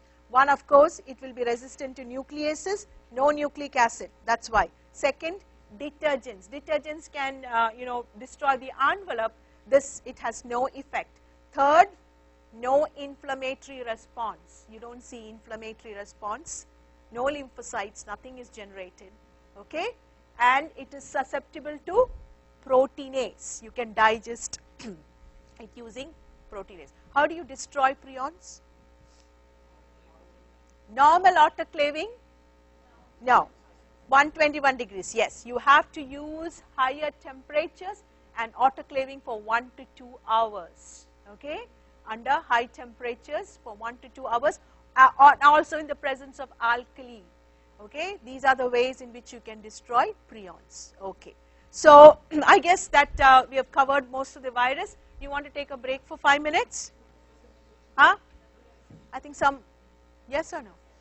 Okay, 5 minutes and then we'll be back. No, we can continue till, you know, beyond, little bit beyond 12. We'll just finish everything. Pardon me? Yeah. My call, that's what, I'll just quickly cover the fungi. You didn't cover, right? Yeah. Okay, I was like, you didn't cover. Yeah. No, those are not, you're not going to test you in the exam, okay? So, no, we won't test you in the exam because, you know, those are viruses, yes, I mean, you know, they could appear in the board, but right now we don't have enough, we have enough more of important viruses, so we'll keep them aside. Huh? No, JC is more important, yeah, okay? Yeah. I have a question. Mm-hmm. So basically, this is how I look at the RNA. Mm-hmm. Tell me if I'm right or not. Okay, so basically, we have to make it in an envelope, Yeah. right? And you know to make it, it's like a point of every day Yeah. and all that stuff, right? Yeah. And then on the envelope, you divide into Negative, yeah, positive, positive, right? of course. These are all positive sense, Yes. all the yes, yeah. Except for weave here, which Yeah, is yeah, double-stranded. yeah. And then this one is like the Remember that it brings along its polymerase. Yeah, polymerase. Yeah. And then this one is like the arboviruses, right? Yeah. Okay, cool. Okay. Thank you. Yeah, good, good. I wanted to ask you, autoclaving, was it at 121? Yeah, when we say autoclaving, the conventional temperature is 121 degrees for 20 minutes, okay, at 15 pounds of pressure. That doesn't destroy prions. So you have to autoclave usually at 131 degrees Celsius for 1 to 2 hours. And usually what they do is they also autoclave it in the presence of alkali. Okay, so any article that is suspected to be contaminated with prions have to be immersed in an alkali solution and then autoclaved for this long a time. Yeah. You also mentioned when we were talking about the Salk and saving vaccine Huh. for polio, Huh. you said for people that are in developing countries, we Yeah. give them The oral vaccine, the oral polio, which is the Sabans vaccine. Saban vaccine. Yeah. And what was the reason for that again? Because you see, it simulates natural infection. See, in the developing countries, almost most of the people are infected via the fecal-oral route. Okay, and not only that, there is a lot of, there are many people have the natural polio virus multiplying in the gut. So you need to give them a live attenuated vaccine which will compete and remove the natural strains of the virus. How does that work? How do they remove them? Because when you have, you are giving a vaccine which continues to multiply for a long time in the gut, isn't it? So naturally it will push out the other, competing, yes, competing, yeah. So it's not so much the mucosal immunity that Yes, we want? yes, Both? it's both. That's what I said. It has all the multiple reasons. It satisfies almost all the conditions that is required in a developing country situation. The only disadvantage is that it can revert to neurovirulence, the vaccine strains. That's one of the major reasons why it is not used in the Western countries. But there's been a debate. That debate continues, but still they agree that the efficacy, it is better. The live attenuated ones are because of its, yeah. Again, it's a balance in the sense that in the developed countries, you don't see much of polio. It's, yeah. And my other question was, you talked about HSV Ah. versus 1 versus 2. actually, you were talking about the echovirus and enterovirus. They cause aseptic meningitis Yeah. in the U.S. And Yeah. then you Not mentioned, only US, throughout the world, but in the US, definitely, yes. and then you compared. Were you comparing that to HSV? I was or- comparing, I said that's the most common cause of meningitis in the US, aseptic meningitis. Sporadic encephalitis is HSV. Sporadic so those are two different things. Encephalitis and meningitis are different. Okay. Gotcha. Thank you.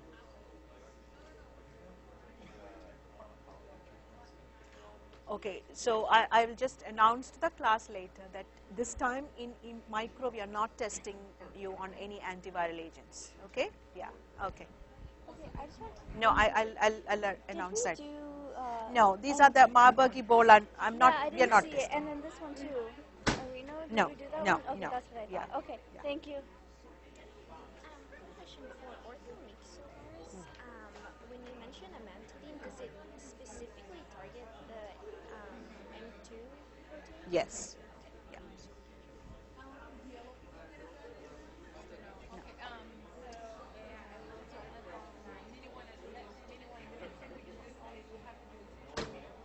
Yeah, I'll just quickly tell you what what you need to focus. Yeah. No, no, no, yeah, no, no. Those are all not high yield, so we'll stay away from that for the minis. Okay? Hi, Dr. Russian. Yeah, we were talking about The norovirus. Norwalk, yes. Yeah, we didn't talk about it. Norwalk, Noro is the same. Yeah. Yeah. Well, okay. The Norwalk, Noro, it's the same. Okay. What about the disease that they cause with adenovirus? This one right here. How do you differentiate norovirus from?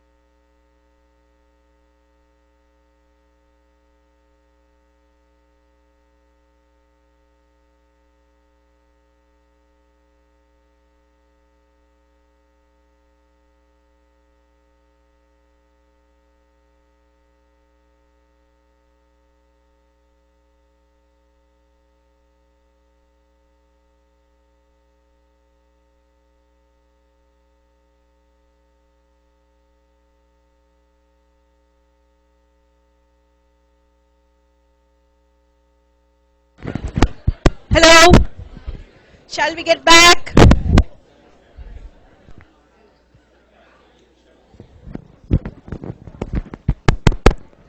Okay, so let me tell you what's not going to be there on the mini. Okay, some good news first. Yes. Okay, so we are not going to test you on any of the antivirals in this mini. We used to do that before, but we thought, yes, we'll give you a break this time, and we are not going to test you.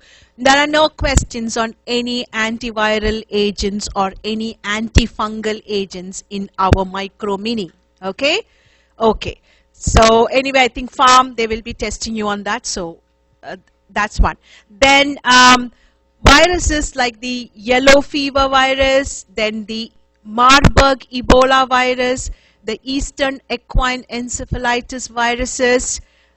We are not going to, oncogenic viruses, we are not going to test you on these viruses in this mini. Okay, and that's why I did not go over them here. Okay, is there any other virus that I left out? Okay, so those viruses are not going to be tested on this mini. Okay, so now I think the BK virus also, JC but not BK. What happened? Why did this go? Did it go to sleep? Okay.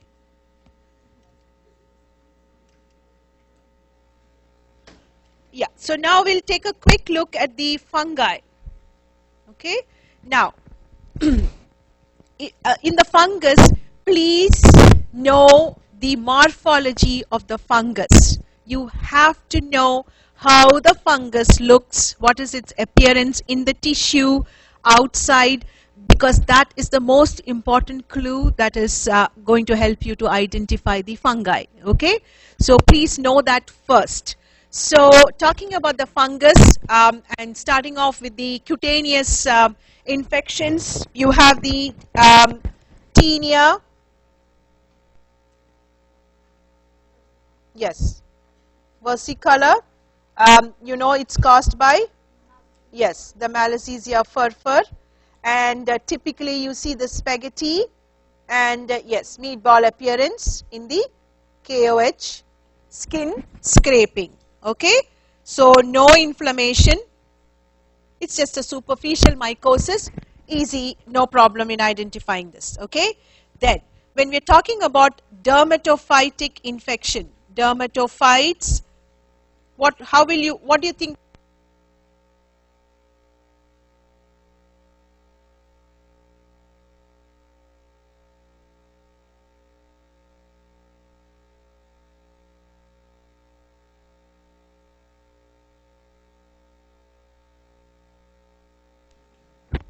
Okay, so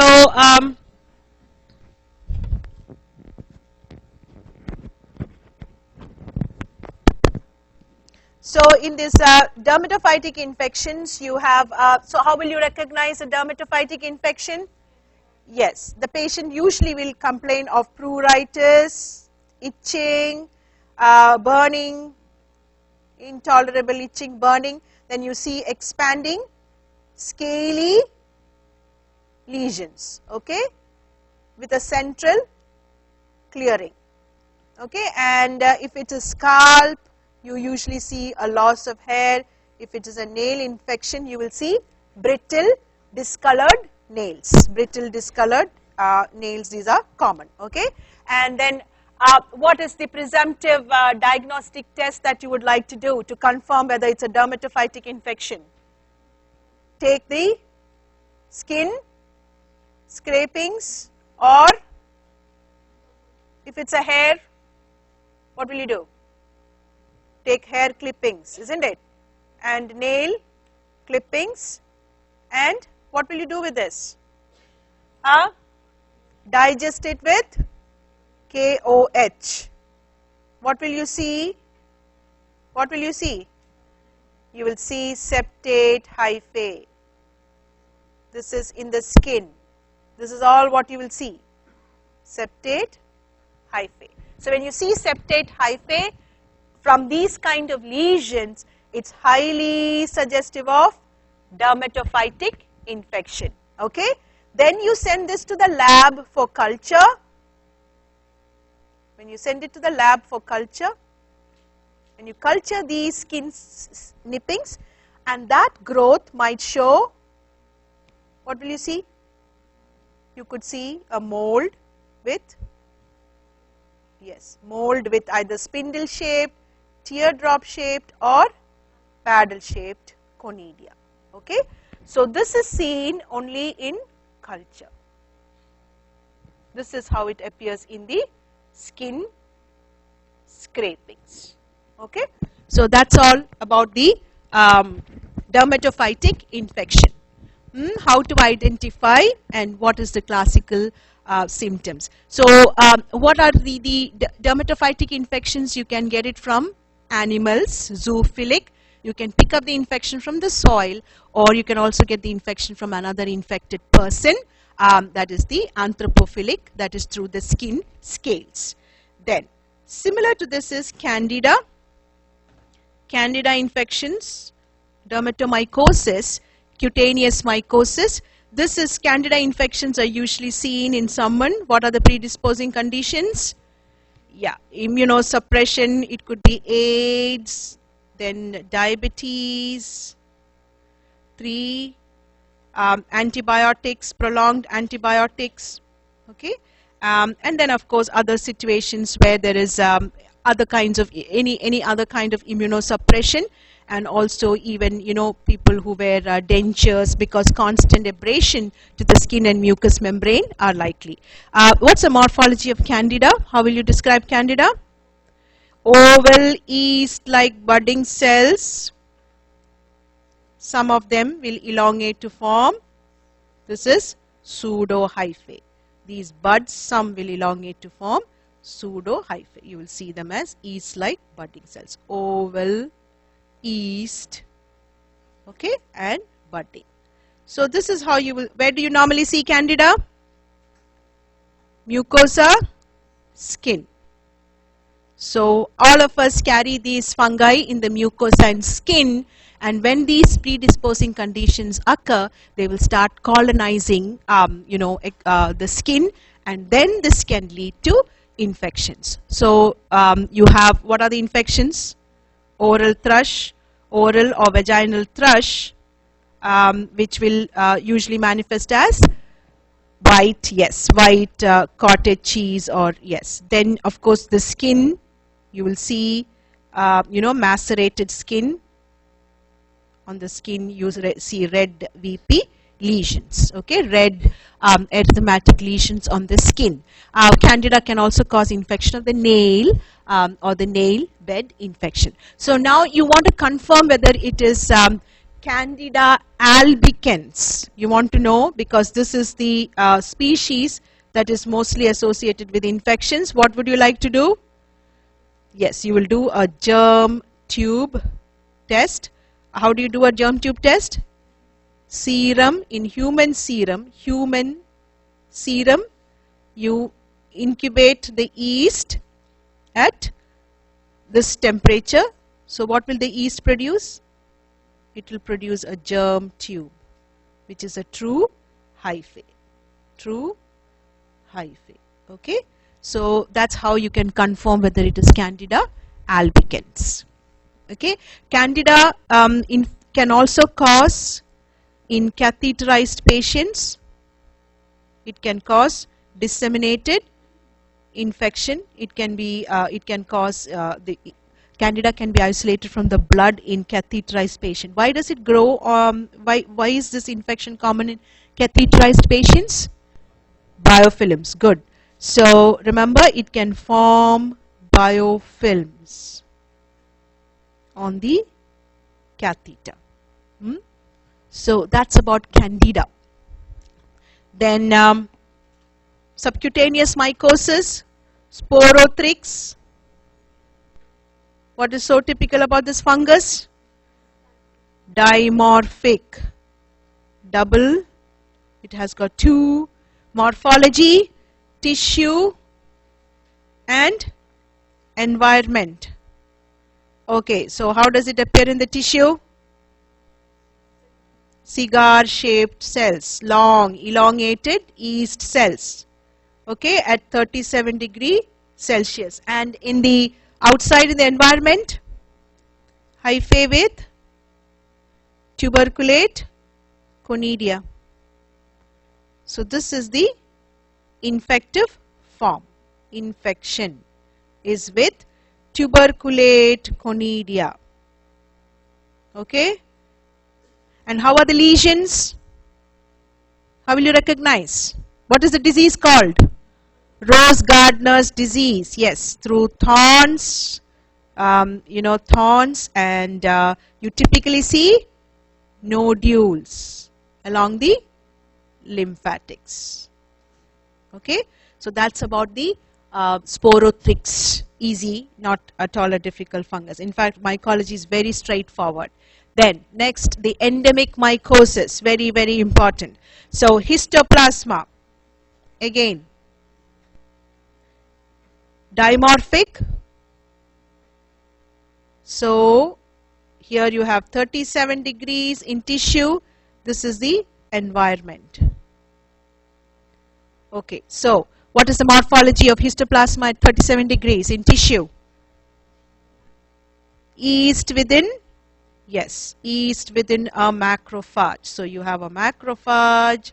This is the nucleus of the macrophage, and you see yeast in a macrophage. Typically, this is how you see it at 37 degrees. And in the environment, it is similar to the sporothrix. You will see hyphae, and you also see again tuberculate conidia. Okay, so conidia,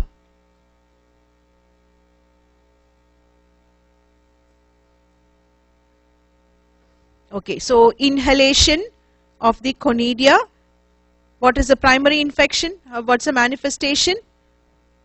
Histoplasma resembles tuberculosis. So you see fever, cough, hemoptysis, hilar, yes, lymphadenopathy. All these are seen in histoplasmosis. So primarily it is a pneumonia, dissemination to skin, bones,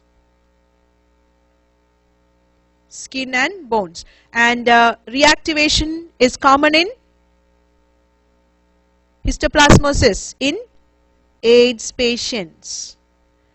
AIDS patient or immunocompromised individuals, histoplasma can reactivate and disseminate to the various organs. Okay? Yes. Then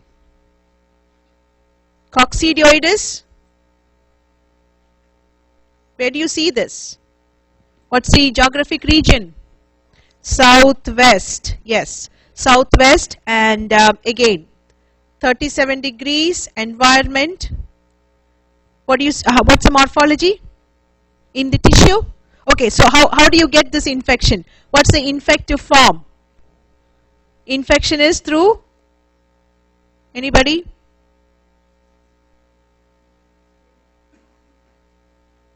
What is this? Anybody? Arthrospores.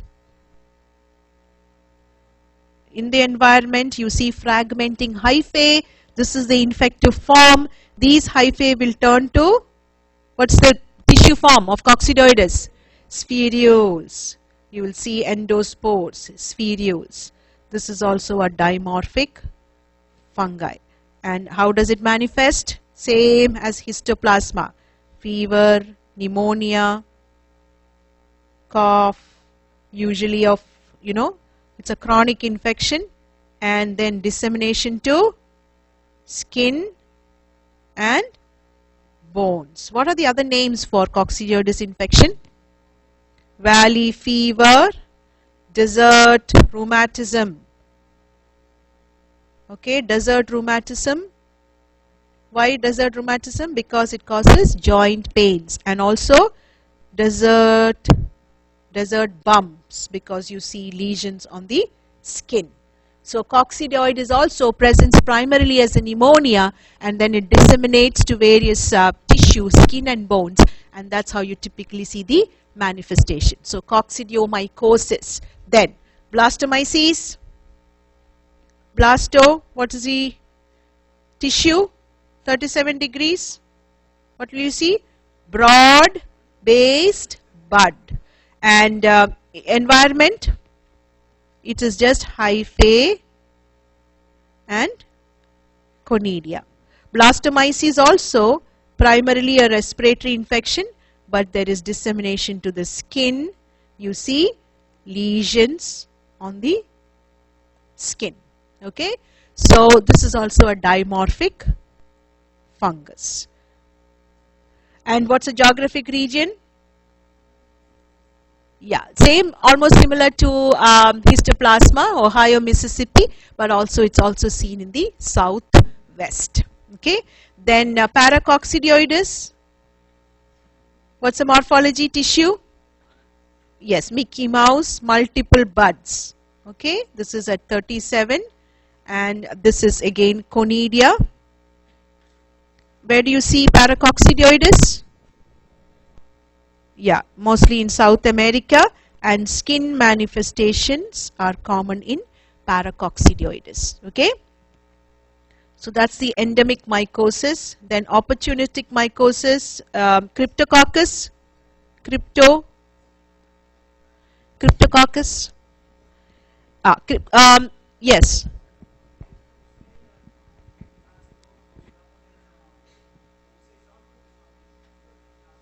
Blastomycosis, you see southeast, sorry, Arkansas and those areas, yes. Okay, then cryptococcus.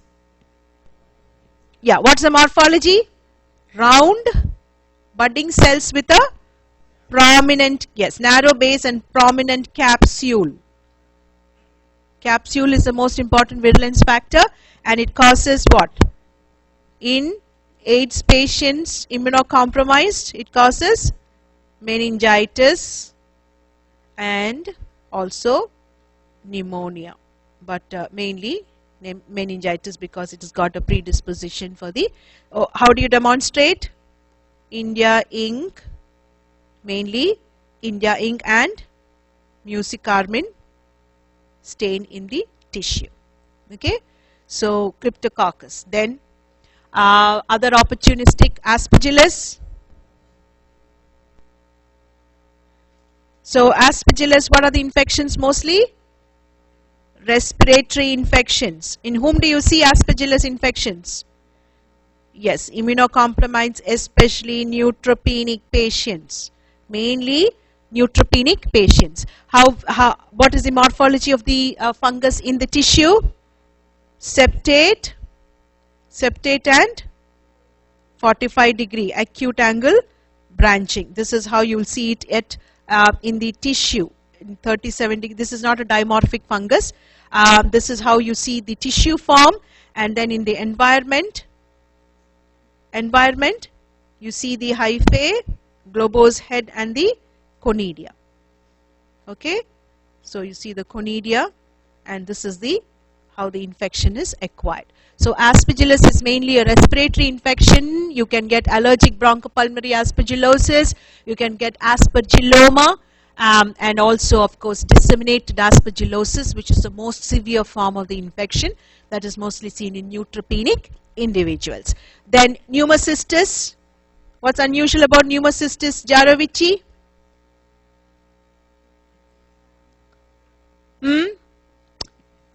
The morphology, they are round, hat-shaped cyst. How do you demonstrate these cysts? Gomorimethinamine, silver stain, because you cannot grow the fungus. No, you cannot grow it in culture, so you demonstrate it usually by microscopy. Cyst shape. What is the main pathogenesis of pneumocystis? Whom do you see pneumocystis infection? Again, AIDS, immunocompromised, even infants who are premature. So what does it infect? What's a cell? Pneumocytes. And what does it do? It blocks the gas exchange. Okay, so just briefly, that's about the pneumocystis infection. Then the zygomycosis. Yeah, how do you recognize a case of zygomycetes? Zygomycosis? Yes, zygomycetes at 37 degrees in the tissue. You have aseptate hyphae with wide angle branching, wide angle 90 degrees branching and no septae. And in the environment, they mostly form conidia. Okay, so in whom do you see zygomycosis infection? Usually diabetics, then ketoacidosis, immunocompromised neutropenic individuals. And what is the manifestation?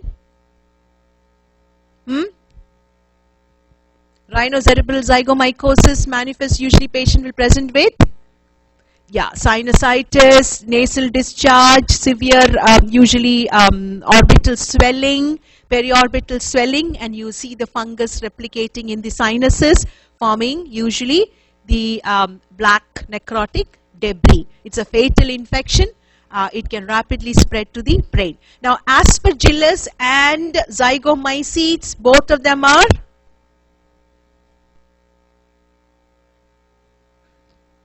angio-invasive, both Aspergillus and zygomycetes. All the fungi you've forgotten. Mycology has evaporated.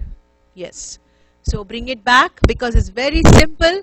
It's very straightforward. So you can get all the questions right in mycology. There's nothing complicated about these fungi. Okay. So I think we have pretty much covered all the fungus. So next 10 minutes, let me tell you what to focus on in your immuno. Okay, so immunology, basically know all the mechanisms of hypersensitivity. By now you're familiar with type 1, type 2, type 3, type 4, and connect it with various, infections or diseases, infections that you have seen. So give me an example of type 2 hypersensitivity in terms of microbial infection that can manifest post-infectious sequelae of type 2 hypersensitivity. Anybody? Yes, good. Rheumatic fever, rheumatic heart disease, rheumatic fever, group A streptococcus, post-infectious sequelae is type 2 hypersensitivity. What is the classical feature of type 2 hypersensitivity? The antigen is located on the cell, the membrane, you're right. Okay, so this is where you see the antigen and antibodies against the cell-bound antigen. Type 2 hypersensitivity. One classical example is rheumatic fever. So the focus would be more on associating diseases now with hypersensitivity. Now type 3, something to do with type 3, glomerulonephritis, post-streptococcal glomerulonephritis and hepatitis B, isn't it? Hepatitis C also. Okay, here it is the immune complex, isn't it? This is an immune complex which gets deposited on the basement membrane. Then it can give rise to vasculitis and the joints. Okay, so you have two hepatitis infections. Hepatitis infections can manifest as type 3 hypersensitivity, post-streptococcal glomerulonephritis. Now, these immune complexes, how are they removed? How do you get rid of this immune complex?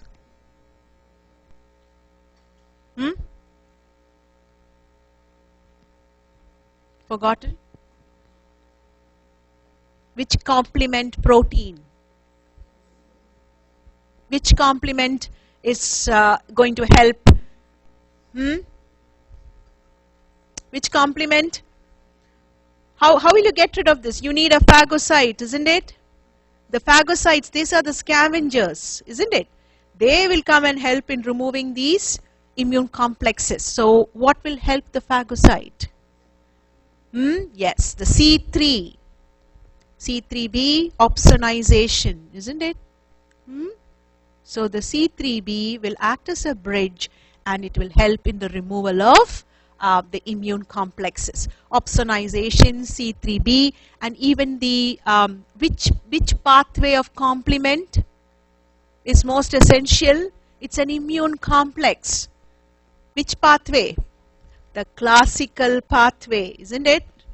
The classical pathway will be triggered and C3b generated, you know, before that you have the C4,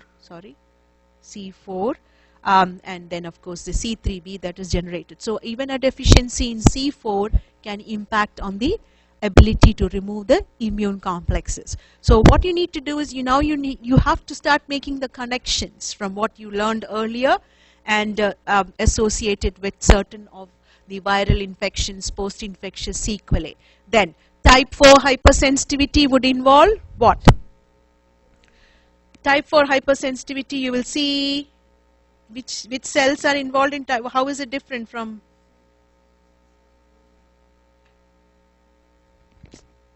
Sorry.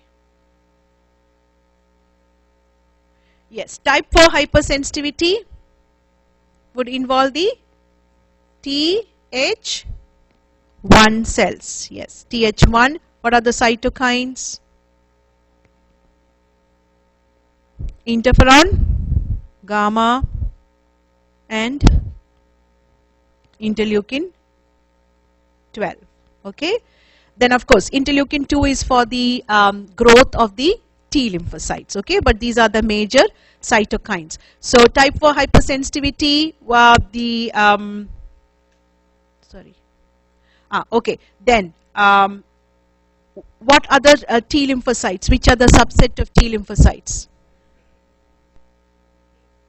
CD8 mainly for destroying cytotoxic. Don't forget the CD4 cells. What are TH1? They are after all CD4 cells only, isn't it?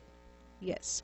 So CD4 cells and the CD8 cells. CD8 cells would destroy the target cells. CD4 of course function in secreting the cytokines and stimulating type 4 hypersensitivity. So the PPD test is a classical example of type 4 hypersensitivity.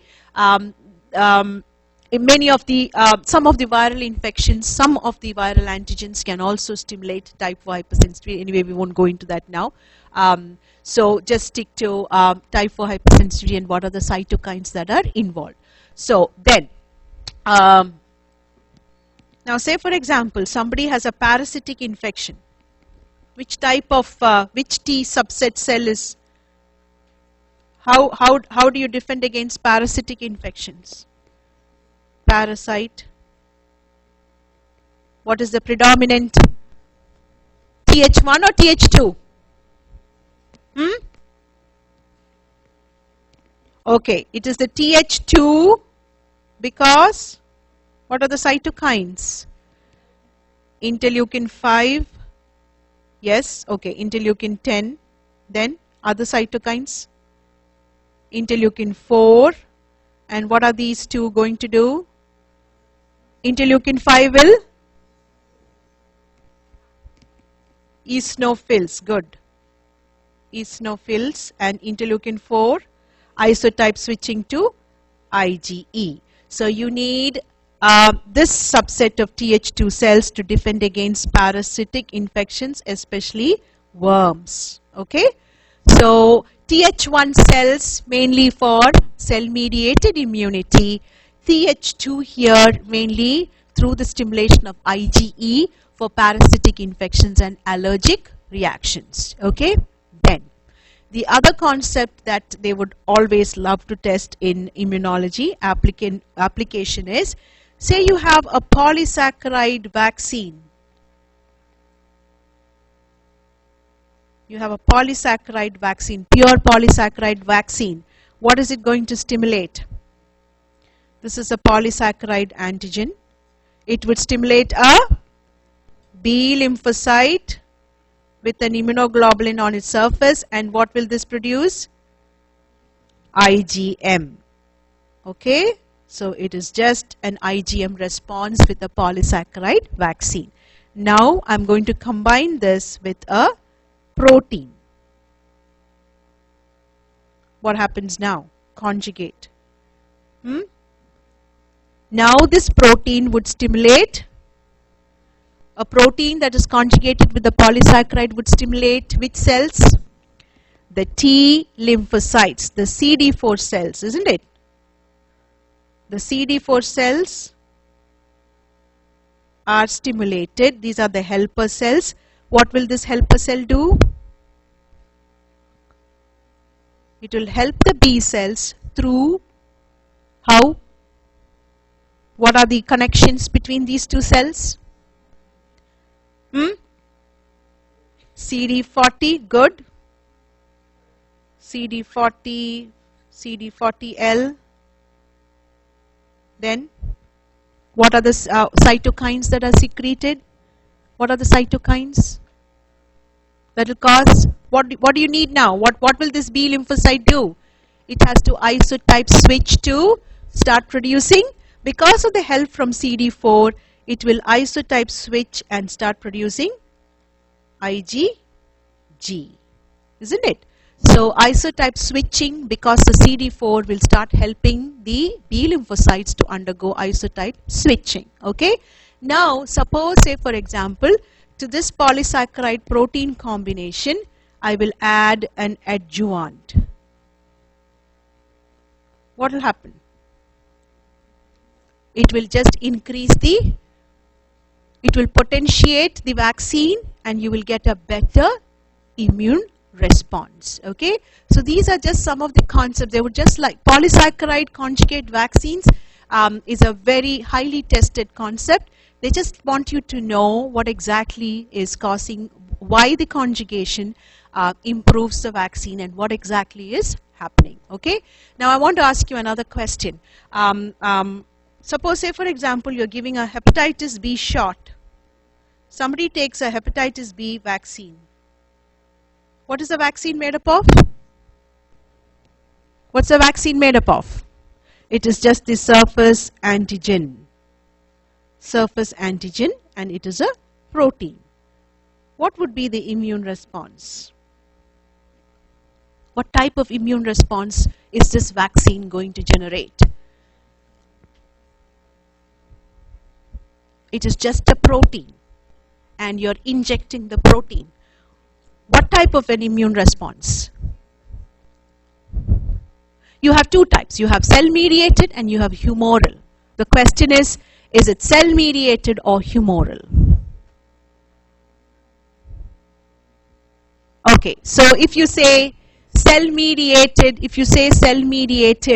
how will this evoke a cell-mediated immune response? This antigen is introduced into the blood. It's just a protein, an unprocessed protein. So what will happen to this protein? This protein will be recognized by unprocessed protein, usually recognized by, isn't it? Agreed? Agreed or not? And some of this protein will also be presented by an antigen presenting cell to whom? Antigen presenting cell will also present this protein to a CD4 cell. Agreed? And what will the CD4 cell do? Which has recognized this hepatitis B protein. This is HBS. This is also HBS. What will it do? It will help, isn't it, the B lymphocyte to produce antibodies which are initially IgM and then isotype switch to IgG. What is this response? Is it cell mediated or humoral? This is strictly humoral response. Okay? Why do you need humoral response? Because all that we are interested in is IgG antibodies, isn't it? Because what are these IgG antibodies going to do to the hepatitis B virus? It's going to neutralize the virus. It will go and attach to the hepatitis B virus and prevent it from binding to the hepatocytes. Got it?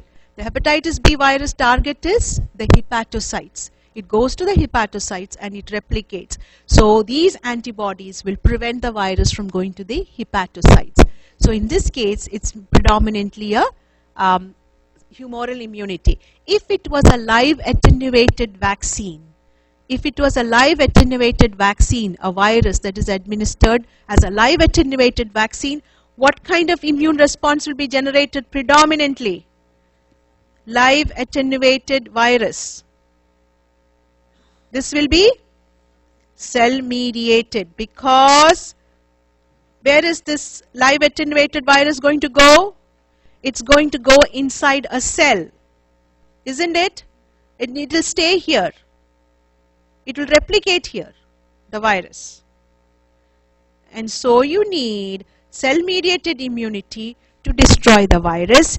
In the bargain, this will also generate humoral immunity to some extent, and these antibodies will also help in neutralizing the virus. But in a live attenuated vaccine, because it is replicating inside the cell, it's like a live virus, you need cell mediated immunity to get rid of the virus. So live attenuated vaccine predominantly generates cell mediated immunity. Killed subunit protein vaccines will generate predominantly humoral immunity. Okay? So these, now you look at the applications. You learned about the basics of immunology. Now start applying it into the context of diseases. Okay? So I guess I pretty much gave you in a nutshell what to expect in your minis. And I expect, my expectations are high.